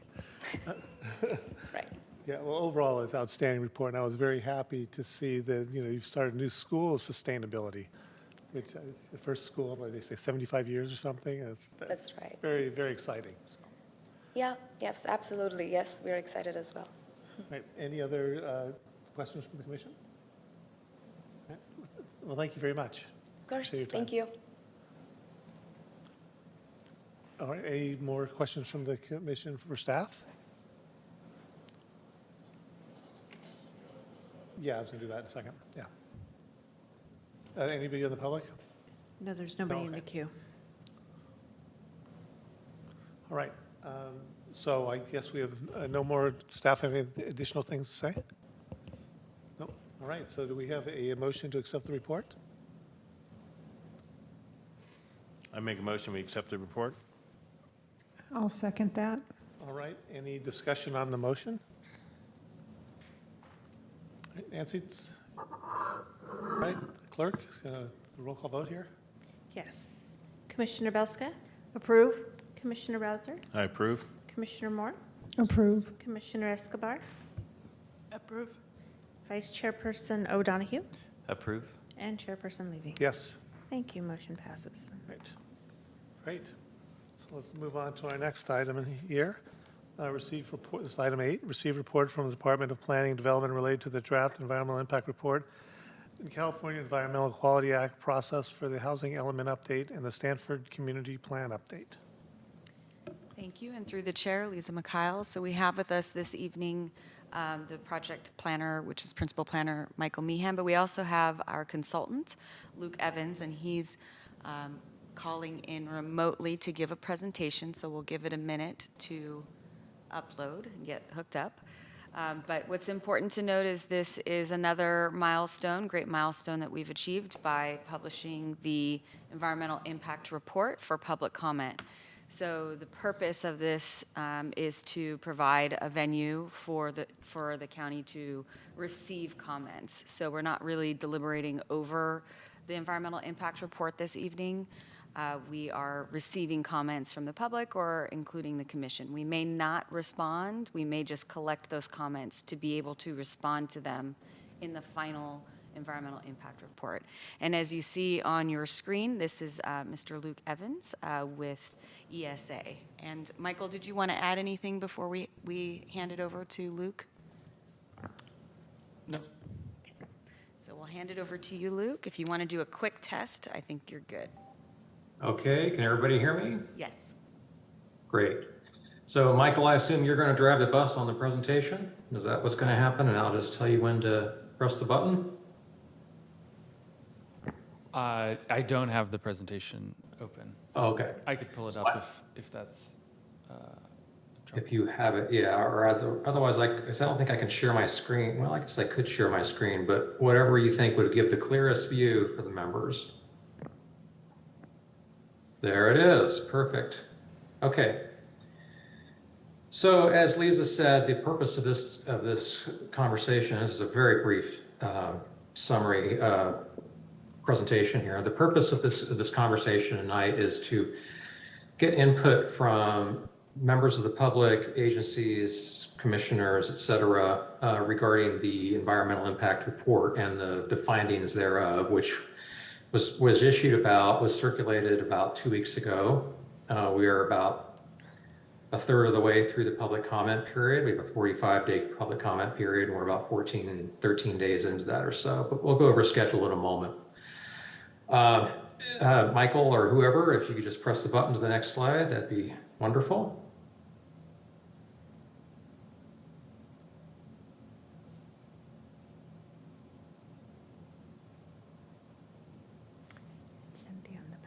I see a hand waving around on the screen.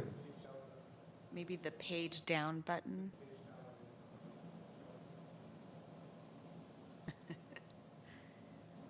This is our first or second hybrid meeting?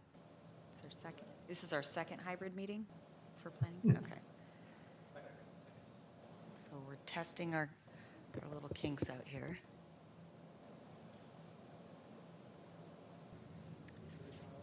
If you can just give us a minute, we're having some technical difficulties. There we go. Okay, so I'll start again, and hopefully in the next slide, you'll know which button to push, and we can move along. That'd be fantastic. So once again, the purpose of the session is to get comments on the draft environmental impact report. In other words, the environmental impacts of implementing the proposed project, which And let me just define what the proposed project was as an analyzed in the EIR. It's comprised of essentially three components. The first component is the housing element update itself, which, as I'm sure the commission is familiar, is a series of policies. It's in every general plan. It's a state mandated general plan element. The state mandates that jurisdictions update their housing element updates periodically, and we are currently in the 6th cycle of the housing element update for the Bay Area. So you are not alone. Pretty much all the jurisdictions in the county or in the region, in the 9-county Bay region, are updating theirs, either already have or are still in the process. Most are still in the process. So that's the first component, is the housing element update. And then the second component is the Stanford Community Plan update, which again has a number of policies, et cetera, related to the Stanford campus. And then the third component is the zoning changes that would be required to implement the housing element update. And those are specific to the specific housing opportunity sites that are analyzed in the housing element update for the provision of housing and for the county's meeting its regional housing needs allocation requirements as mandated by the state. I will quickly go over the environmental review process, and then I will give a quick summary of the environmental issues that we determined were significant in the environmental impact report, and then I'll just open it up for public comments. So next slide, please. Great. So we prepared this EIR. It is comprised of these three components, as I just mentioned, and we are looking to receive comments from the commissioners, from members of the public, any agencies that might be present, anybody who wants to call in. We're happy to hear your comments on the draft EIR. Next slide, please. I think we went backwards. There we go. Here's our process. Here's the basic timeline of an EIR, and the green lines are the things we've already completed. We published notices of preparation, notices plural. We issued 2 notices of preparation, usually called NOPs. The first one was last summer, August, and then the second one was March. The reason we issued the second one is because there were some changes made to the proposed housing element opportunity sites. And so we felt that was significant enough to warrant another round of public comment. So we have 2 NOPs that were issued. We had 2 draft EIR scoping sessions in association with each of those NOP comment periods. There's the end of the comment periods. April 20th was the end of the latest NOP comment period. And then we published the draft EIR on June 9th. So not quite 2 weeks ago. It'll be 2 weeks ago tomorrow. And right now, June 22nd, here we are. We're having our draft EIR comment session. As I mentioned earlier, we have a 45-day public comment period, which in this case will end on July 24th. It's actually 46 days since the 45th day falls on a Sunday. So we moved it to Monday, July 24th. And moving forward, of course, the county is eager to get this process completed based on state requirements. And so we're looking to publish the response to comments in the final EIR sometime in early September, and then hopefully final EIR certification hearings or approval discussion hearings in late September. So just a few months. So it's a pretty quick timeline, but we've been successful in doing this in other jurisdictions, and I think we're all pretty confident we can do that. Next slide. So these are all the issues we analyze in the EIR. There's about 19 or 20 different issues that are typically analyzed in an EIR, depending on how you count them, and that those are in the state CEQA guidelines. So everything from aesthetics to wildfire we looked at, and these are all of the issues that we analyzed, some in significant detail, some in less detail where the issues really weren't relevant to the proposed project. But there are only a couple of those. For the most part, this is a full EIR. It's several hundred pages in length, and we hit all these issues. Next slide, please.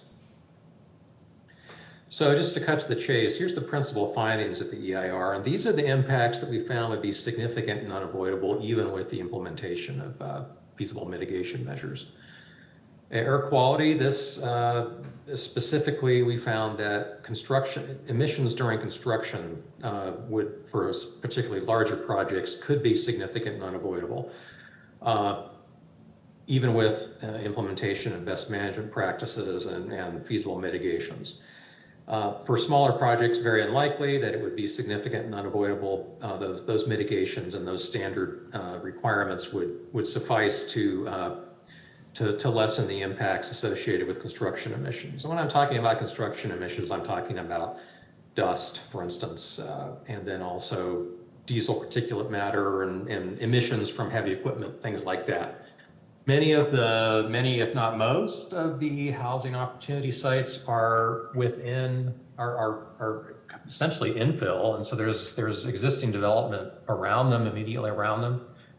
So it's not surprising that there could be effects potentially, especially from larger projects. The next one had to do with cultural resources, particularly historic structures, in other words, historic buildings. And this is a very, very conservative finding. I just want to make sure that everybody understands that there are no plans to tear down historic buildings right now. But since historic buildings buildings that are more than 45 years of age have to be analyzed for their significance and their eligibility for listing on the National Register, the California Register of Historic Places. And since 45 years is a kind of a sliding scale over the life of the housing element update, and since some of these housing element sites do have structures on them, we determined it would probably be better just to say that it could be significant and unavoidable.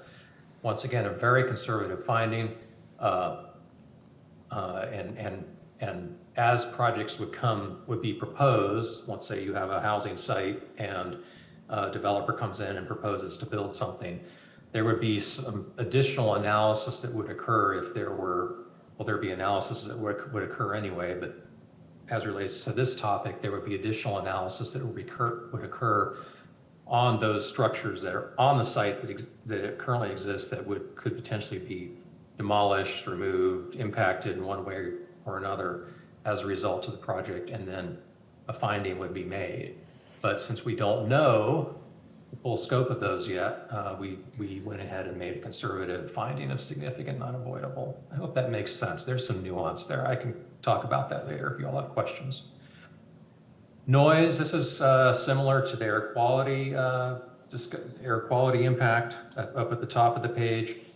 As before, many of these are infill sites and there's existing housing or sensitive receptors, to use the parlance in noise analysis, that are immediately adjacent to some of these sites, and during construction there could be loud noise from heavy equipment, things of that nature that could occur. Those would be temporary impacts, but nevertheless, they could exceed standards and therefore could be significant and unavoidable, even with implementation of best management practices and mitigations. Finally, for transportation, we found that some residential projects could exceed the adopted vehicle miles traveled thresholds. Most of these sites are in infill areas and are located adjacent to transit and other amenities that would typically make their VMT lower, substantially lower in some cases than the regional average. But there are some sites where that's possible that may be exceeded, especially sites that may not be close to existing transit, et cetera. So this is a conservative finding. There are many standard conditions that have to occur when a project is proposed: transportation demand management factors, mitigation measures, et cetera. But we found that even with implementation of all of those, it's possible that some of these projects could result in a significant and unavoidable impact related to VMT. In other words, they could exceed the adopted standard. So all four of these impacts would be significant and unavoidable, we found. Next slide, please. As required by CEQA, we looked at two alternatives. The first one's a no project alternative. It's absolutely required for every project. That's exactly what it sounds like. Under the no project alternative, nothing would happen, nothing would change. The HEU and the Stanford Community Plan update would not be adopted. Housing sites would not be identified and no zoning changes would occur. I would point out that this alternative, of course, is not legally feasible based on state law, state requirements that the county does adopt a housing element update, particularly related to the housing element update. But nevertheless, we did analyze it, and of course, we found that with a no project alternative, there'd be significant impacts in a lot of areas, particularly related to population and housing. In other words, this county would not be meeting its RENA requirements. And a number of other issues. We looked at another alternative just to see if we could reduce some of the previously identified significant and unavoidable impact, and that was a lesser intensity alternative.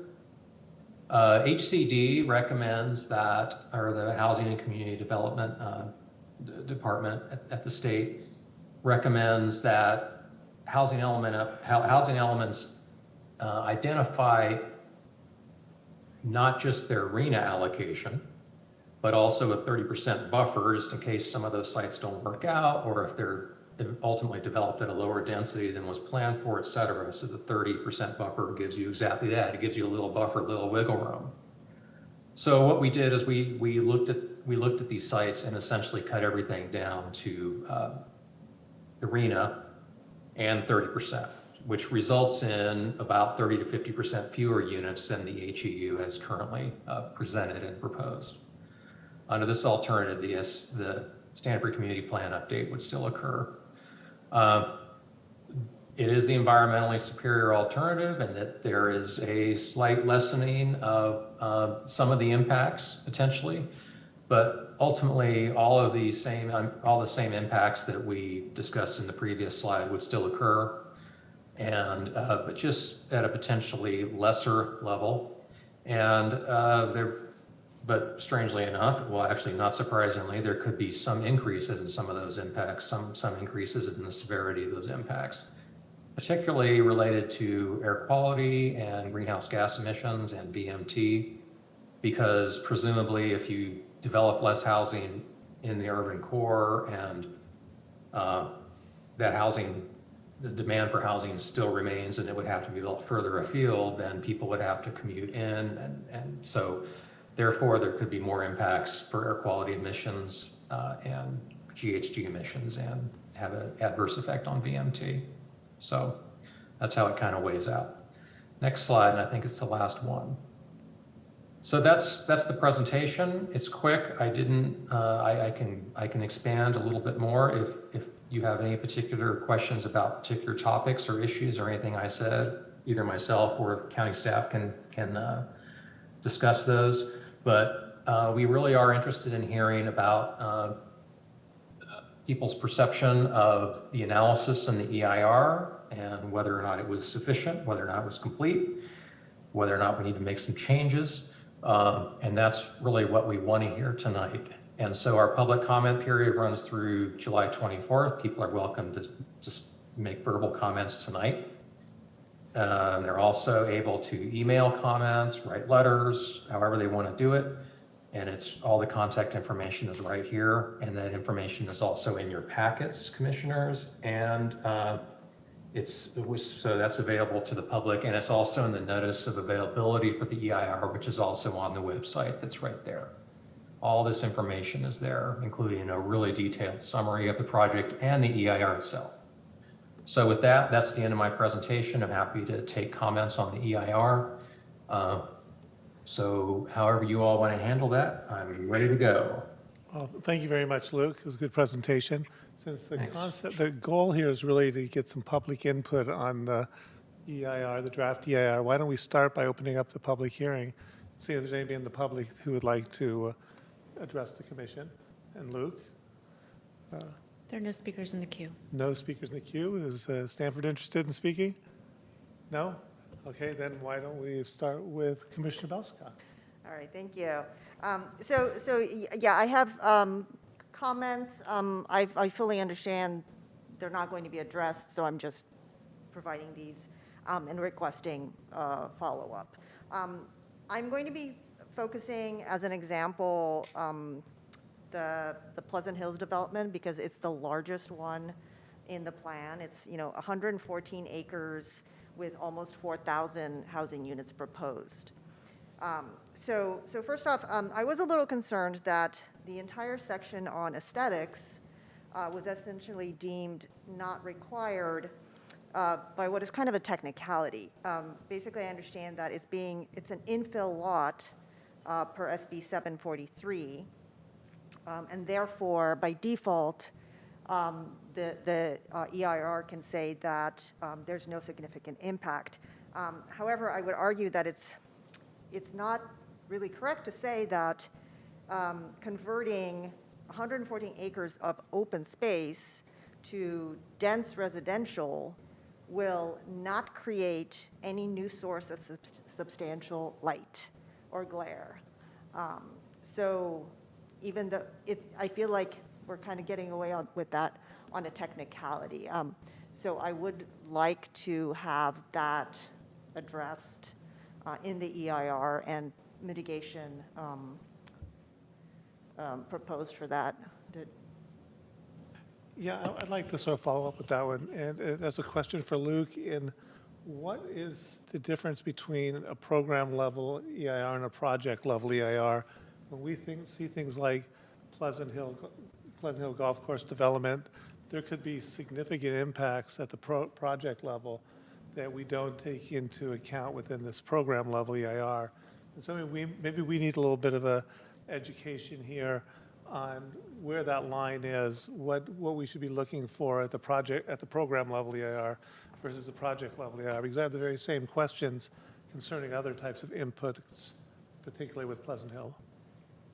I see that Lizanne Reynolds, Deputy County Counsel, has popped up on the screen. Lizanne, did you want to speak, or you want me to field that, or how would you like me to do it?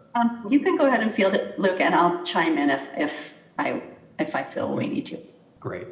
So program versus project. Yes, you're exactly right, Commissioner. This is a program EIR, and it's very typical for projects that cover a broad geography with multiple sites. And the assumption is, generally speaking, especially for larger projects, some of these smaller sites could be developed by right, but more likely than not, the majority of these sites are going to require some subsequent environmental analysis, some project level analysis. Pleasant Hills, as was pointed out, is the largest. There's two parcels there, and you put them together, it's the largest parcels as part of the housing element update. It would seem very unlikely that they would be able to be developed without a subsequent environmental documentation, at which time there would be quite a bit of detailed analysis on whatever it is that's ultimately proposed there. Seeing how we don't really know what's going to be proposed there, we made some general assumptions around densities and around the number of units that would be there, and that formed the basis for our analysis for that site. But generally, this is a broad EIR. It's not the end of the CEQA road for these project sites for most of them, and that would be certainly be one of those sites that would almost certainly get another hard look. Lizanne, do you want to say anything? Do you want to say anything else? Yeah, I just wanted to add, I don't think that the EIR's analysis of aesthetic impacts was as broad brush as Commissioner Belska reported.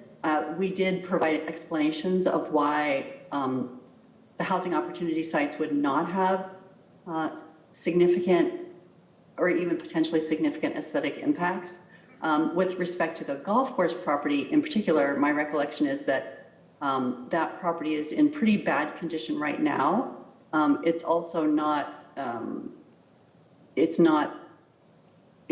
visible from the Valley Floor. It's not the type of scenic resource that is typically considered to be at issue in a CEQA document for aesthetic impacts. And I think a lot of people misconstrue what an aesthetic impact is under CEQA to mean like any change in what something looks like, or any property, but it's really more limited than that. You're focusing on scenic vistas, things that are like, in public viewpoints, like if you're driving past on, it's like if you're driving down Highway 101, it's views of the hills, it's views of scenic types of vistas and other resources. So it's not just a change in what a particular property looks like versus today. It's more, if you look in the CEQA guidelines, the checklist of significant impacts under aesthetics, it's more limited. So to clarify, I was specifically referring to AES-3, which is the one that refers to creating a new source of substantial light. I was not referring to the others. I agree with you on the others. But in terms of substantial light, I do think that converting 114 acres of blackness, right, because there's nothing there, to high-density residential, I think it's a stretch to claim that that will not create a new source of substantial light or glare. That's the one that I specifically wanted to address. Oh, okay, thank you. I think that, and I'll, ask Luke to add on to what I have to say. I think first of all, we have substantial, and the county typically requires any new development to have any night lighting downwardly focused and shielded. That is an annoyance for people. So those are typical requirements that we place on any type of development, is to have light shielded downward. So I'll ask Luke to add if he wants to onto. Yes, I would basically say the same thing Lizanne said. I mean, there are standard conditions of approval and there's design review for any projects that would be proposed there or anywhere else.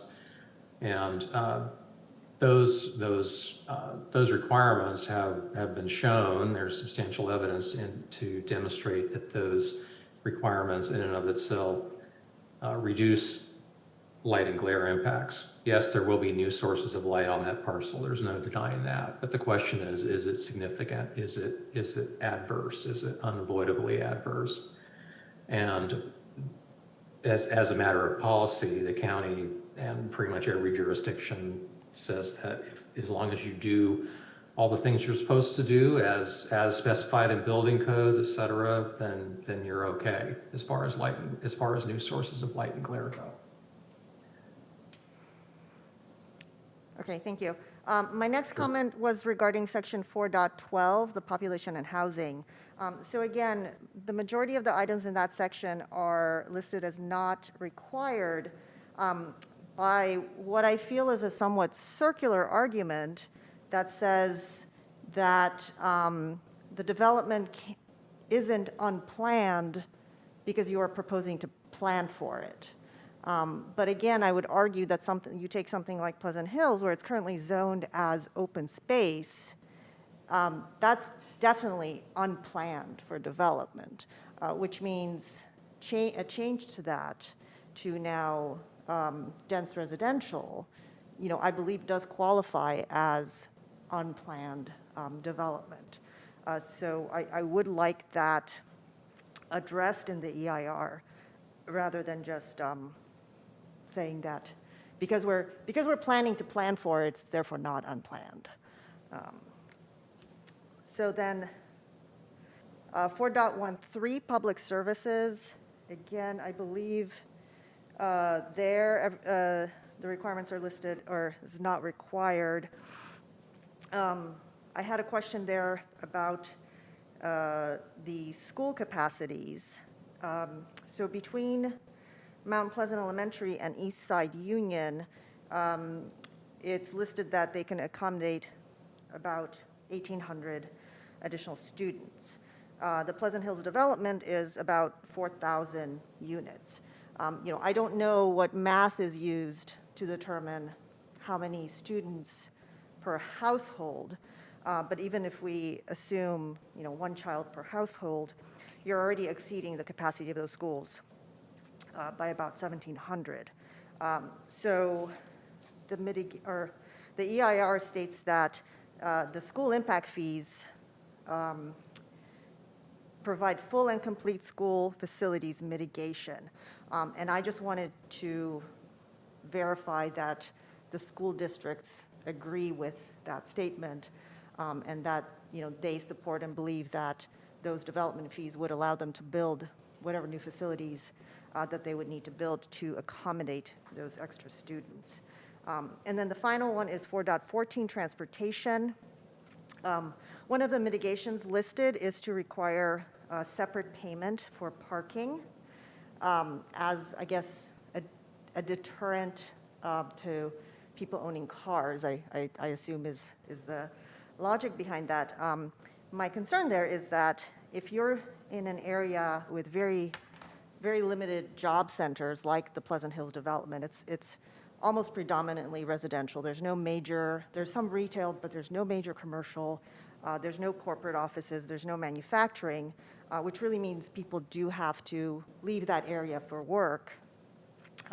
And the public transportation there is also pretty limited. There's essentially one bus route that runs along that entire property, which really means people will have to travel. So offering a mitigation of forcing people to pay more money for parking is really just going to cause more expensive housing rather than actually mitigating vehicle traffic. So those are my requests for additional investigation. Thank you. Very, very good. Yeah, I can answer the question about school impact fees. State law deems school impact fees to be full and complete mitigation for school facilities, so that's something we just don't have any control over. It's just what the law provides. And if I could add something else, Lizanne, CEQA is specifically concerned about environmental impacts, and school capacity in and of itself is not an environmental impact. But what is an environmental impact, and this is what CEQA is interested in relation to this issue, is the physical environmental effects of having to build more school facilities or expand, update, whatever the case may be, to meet new demand or new student demand. And this is also not just for schools, it's for fire and police services, et cetera. So at this point, we simply do not know what type of development is going to be proposed, how many units we're actually going to be dealing with, what the student generation is going to be of any given project. Generally speaking, the schools within the plan area have capacity. Could some of those capacities be exceeded with full implementation of the HEU as proposed, at the densities proposed? Yes, it's possible. But until that happens, we just don't know. And we don't know what the extent of those new facility upgrades would be or where they would occur. And that would be something if a school needed, if a new school needed to be built or if it needed to be expanded, et cetera. At that time, there would be subsequent environmental analysis to determine what the environmental impacts would be. Okay. So it does kind of kick the can down the road a little bit, but CEQA at a program level, CEQA was pretty clear that we should just be focused on the physical impacts of those facilities themselves and not necessarily student generation or capacity issues at those schools. Yeah, and as I said previously, even if new schools were required to be built, as far as this programmatic EIR, even if this was an EIR for a particular, building a particular housing project, the payment of school impact fees would be deemed by state law to be full and adequate mitigation for those impacts. It's just a creature of state law. Yeah. It is. I've realized that in past planning experiences, but the strategy that Luke was using in this EIR is, with historical structures at least, is saying let's cover our bets and say we're going to end up with some historical structures that are going to be torn down. We might as well put it into our plans. Why aren't we using the same strategy for transportation and recreation and education's off the table? But there's definitely going to be a lot more VMT as a result of this. Pleasant Hills, as Commissioner Belska said, is remote. There's not transit near it. It's going to require new cars. It's going to increase VMT. And so why don't we hedge our bets in the same way they did with historical structures? And I think the same thing's true with the recreational portion. There's going to be significant requirement for additional recreational land. San Jose has a history of not providing adequate land for its developments. And so there's likely to be an impact there too. And I'm just curious why we don't hedge our bets with those in a similar manner as we did with the historical structures. Would you like me to respond to that, Commissioner Levy? Yes, please do. Okay. There's some legal nuance here, and I think Lizanne will probably want to weigh in as well, since she is the attorney. There is some legal nuance here about how each of those particular issues are evaluated. And for instance, with recreation, we did find that as it's not just county facilities, recreation facilities, but since these are essentially county island sites within the city of San Jose, pretty much all of them with the exception of Stanford, there are also other recreational facilities that these residents would have access to. And when you combine all those together, there is sufficient, I mean, there are standards are met currently and would continue to be met with implementation of the HEU. Again, if and when, we can't really speculate as to, I mean, with historic resources, yes, we know there's older structures on some of these properties. We don't know, we didn't do a thorough, we didn't go into the weeds and do a detailed analysis on each one of those structures because that would be premature at this time. But we know those facilities, those structures are there and they could be impacted, and it's potential some of them could be significant, and if they were lost, that would be a significant impact. But it's really difficult for us to speculate exactly where housing is going to be developed on these sites, and at what densities are going to be proposed and eventually constructed, what the student generation would be from whatever is ultimately provided for on those sites, and what the impact would be on the schools in particular, and whether or not those impacts would trigger the requirement for new facilities. Anyway, we can't really speculate, and CEQA is very clear about that. Speculation is a bad thing. You can't do that. You can't speculate on impacts, what impacts could be. You can't speculate on, you can't just make assumptions about, oh, it wouldn't be a big deal. We just don't know at this point. And we do recognize that there would be, if there were required upgrades at school facilities, as an example, there would be subsequent environmental analysis that would occur under those scenarios. But we just can't speculate on what those scenarios would be right now. Lizanne, do you want to? Yeah, I just wanted to add with respect to Chair Levy's issue about VMT. We've acknowledged in the EIR that VMT could be a significant unavoidable impact because the CEQA threshold of significance is whether you would. We're using the OPR recommendation, which is 15% below the existing countywide BMT. And so the analysis that was done by our transportation consultant showed that, based on the best information we have now, and, they have to make a lot of assumptions that we may not hit that 15% reduction. So we've acknowledged that in the EIR. And I can't remember, Chair Levy, if you had, I think we've discussed recreation, we've discussed BMT. Was there a different, was there another one we haven't addressed? The three that I had written notes on was VMT, education, or transportation, education, and recreation. Yeah, and I understand, I understand the education one, what you're saying, that definitely rings true. The others, I still sort of wonder. I mean, I hear what you're saying, but common sense says there's going to be significant impacts. And so I'm also curious if HCD is going to be reviewing this EIR and providing its feedback so that when we get down the line in a few months and the county approves it, assuming the county approves and that goes HCD for their approval, if they're going to be providing us some feedback early enough so we don't get surprised by an HCD denial down the line. If I can offer some insight on that, because this is not the only housing element update I'm doing. My firm has done more than a half dozen in the Bay Area.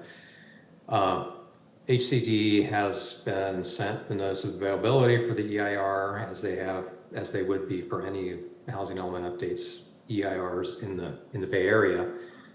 I have not received any comments from HCD on the EIRs, but as of course everybody knows, HCD does weigh in heavily on the housing elements themselves. You will get comments if you haven't already, and county staff can speak to that, and probably will at some point, maybe not tonight, but at some point as this process moves forward. I have not, I guess just the long and short of it is we just have not had any comments from HCD on environmental issues relating to this. They are really zeroed in on, are you going to provide enough housing, and what are you going to do to, deal with the housing crisis? That's really what their focus is. And through the chair, I can supplement as well. In our communications with HCD staff, they will not be reviewing our environmental impact report. They are solely focused on the housing element and whether it's meeting the requirements under state law. Okay, great. Thank you very much. Appreciate that feedback. Any other comments from our commissioners, questions? Mr. Rouser. Yeah, on the historic, I say this in jest, in my completely unprofessional opinion. 45 years ago was the late 70s, and I think they should be required to be demolished and or updated. That's my opinion. Are you saying that as a historic individual? Having lived through the 70s and remembering parts of it, yes. 45 years ago, when I was younger, seemed like a long time, but now not so much. Yeah. Means all our houses are potentially historic. Let's see, any other comments from our commissioners? A couple sort of process questions here. At this point in time, in order to do something like develop the Pleasant Hill Golf Course, which is in San Jose's sphere of influence, what's the role that San Jose would have to play in this? So that's a little bit different and not quite on the agenda in terms you're of right. That's our next the agenda. EIR, right? So I'll be careful, but we do have some longstanding county policies that direct the process related to annexation, and even with our proposed code amendments and our general plan amendments through this process, we still ultimately envision an annexation occurring. Okay, yes, and you're right, that's going to come to us in September, and I can ask those questions then, right? That's right. Okay, let's see, I have another question. I think it may fall along the same lines. It does. And that's I want to talk about the builder's remedy and what impacts there, but again, that's a September question, isn't it? That's correct. Okay, so I don't think we need any type of motion on this. This is not an action item. It's just to receive the report. All right, so then there's any additional comments here? Going once, going twice? Thank you very much. Thank you, Luke. All right. So let's move on to other business. Item 9, receive report from chairperson. I have no report. Report from commissioners. Anybody have anything want to share with us? Okay. Talk about our vacation plans later. We received our San Martin planning report.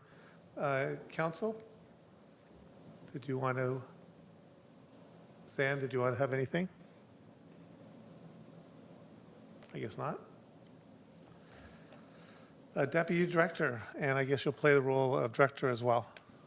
Yes, I'll do Planning Commission Secretary, Deputy Director, and I'll stand in for Jacqueline Anchano. There's nothing additional to report. We're still recruiting for principal planner and senior planner positions, and we've filled 3 additional positions, which we may have already gone over with the commission at the last meeting at assistant levels. All right. The open position on the planning commission, what district is that? The open position. The second, it's the 2, It's rotating, and Yeah. it's 2 right now. District 2, yeah. Okay, thank you. I was going to look at Nancy and ask for some assistance there, but While we're on that subject, I want to thank the county for updating the website because it is current now. I've been asking that a couple months, but good job. Oh, good. All right. And I just wanted to thank Lisa for inviting the guests. I really appreciate that, and I think the information is very relevant to the commission, and I'm very happy that that's moving forward, so thank you. yeah, you're welcome, and there's more to come. So I've lined up quite a few. Great. Thank you. All right, announcements and correspondence. There's currently 1 vacancy on the commission for District 2. The County of Santa Clara provides reimbursement to appointed commissioners for family care expenses. And any additional correspondence? No. All right, so I guess the meeting's adjourned then. But before we adjourn, I just want to say thank you to our beloved clerk and all the tireless attention to details she has given us. So I just want to publicly recognize her today. Yes, thank you very much. Thank you. It's been a pleasure working with you. And congratulations on your new job. Thank you very much. It's been a pleasure. Can I adjourn now? Yeah. Okay, thank you. Thank you so much.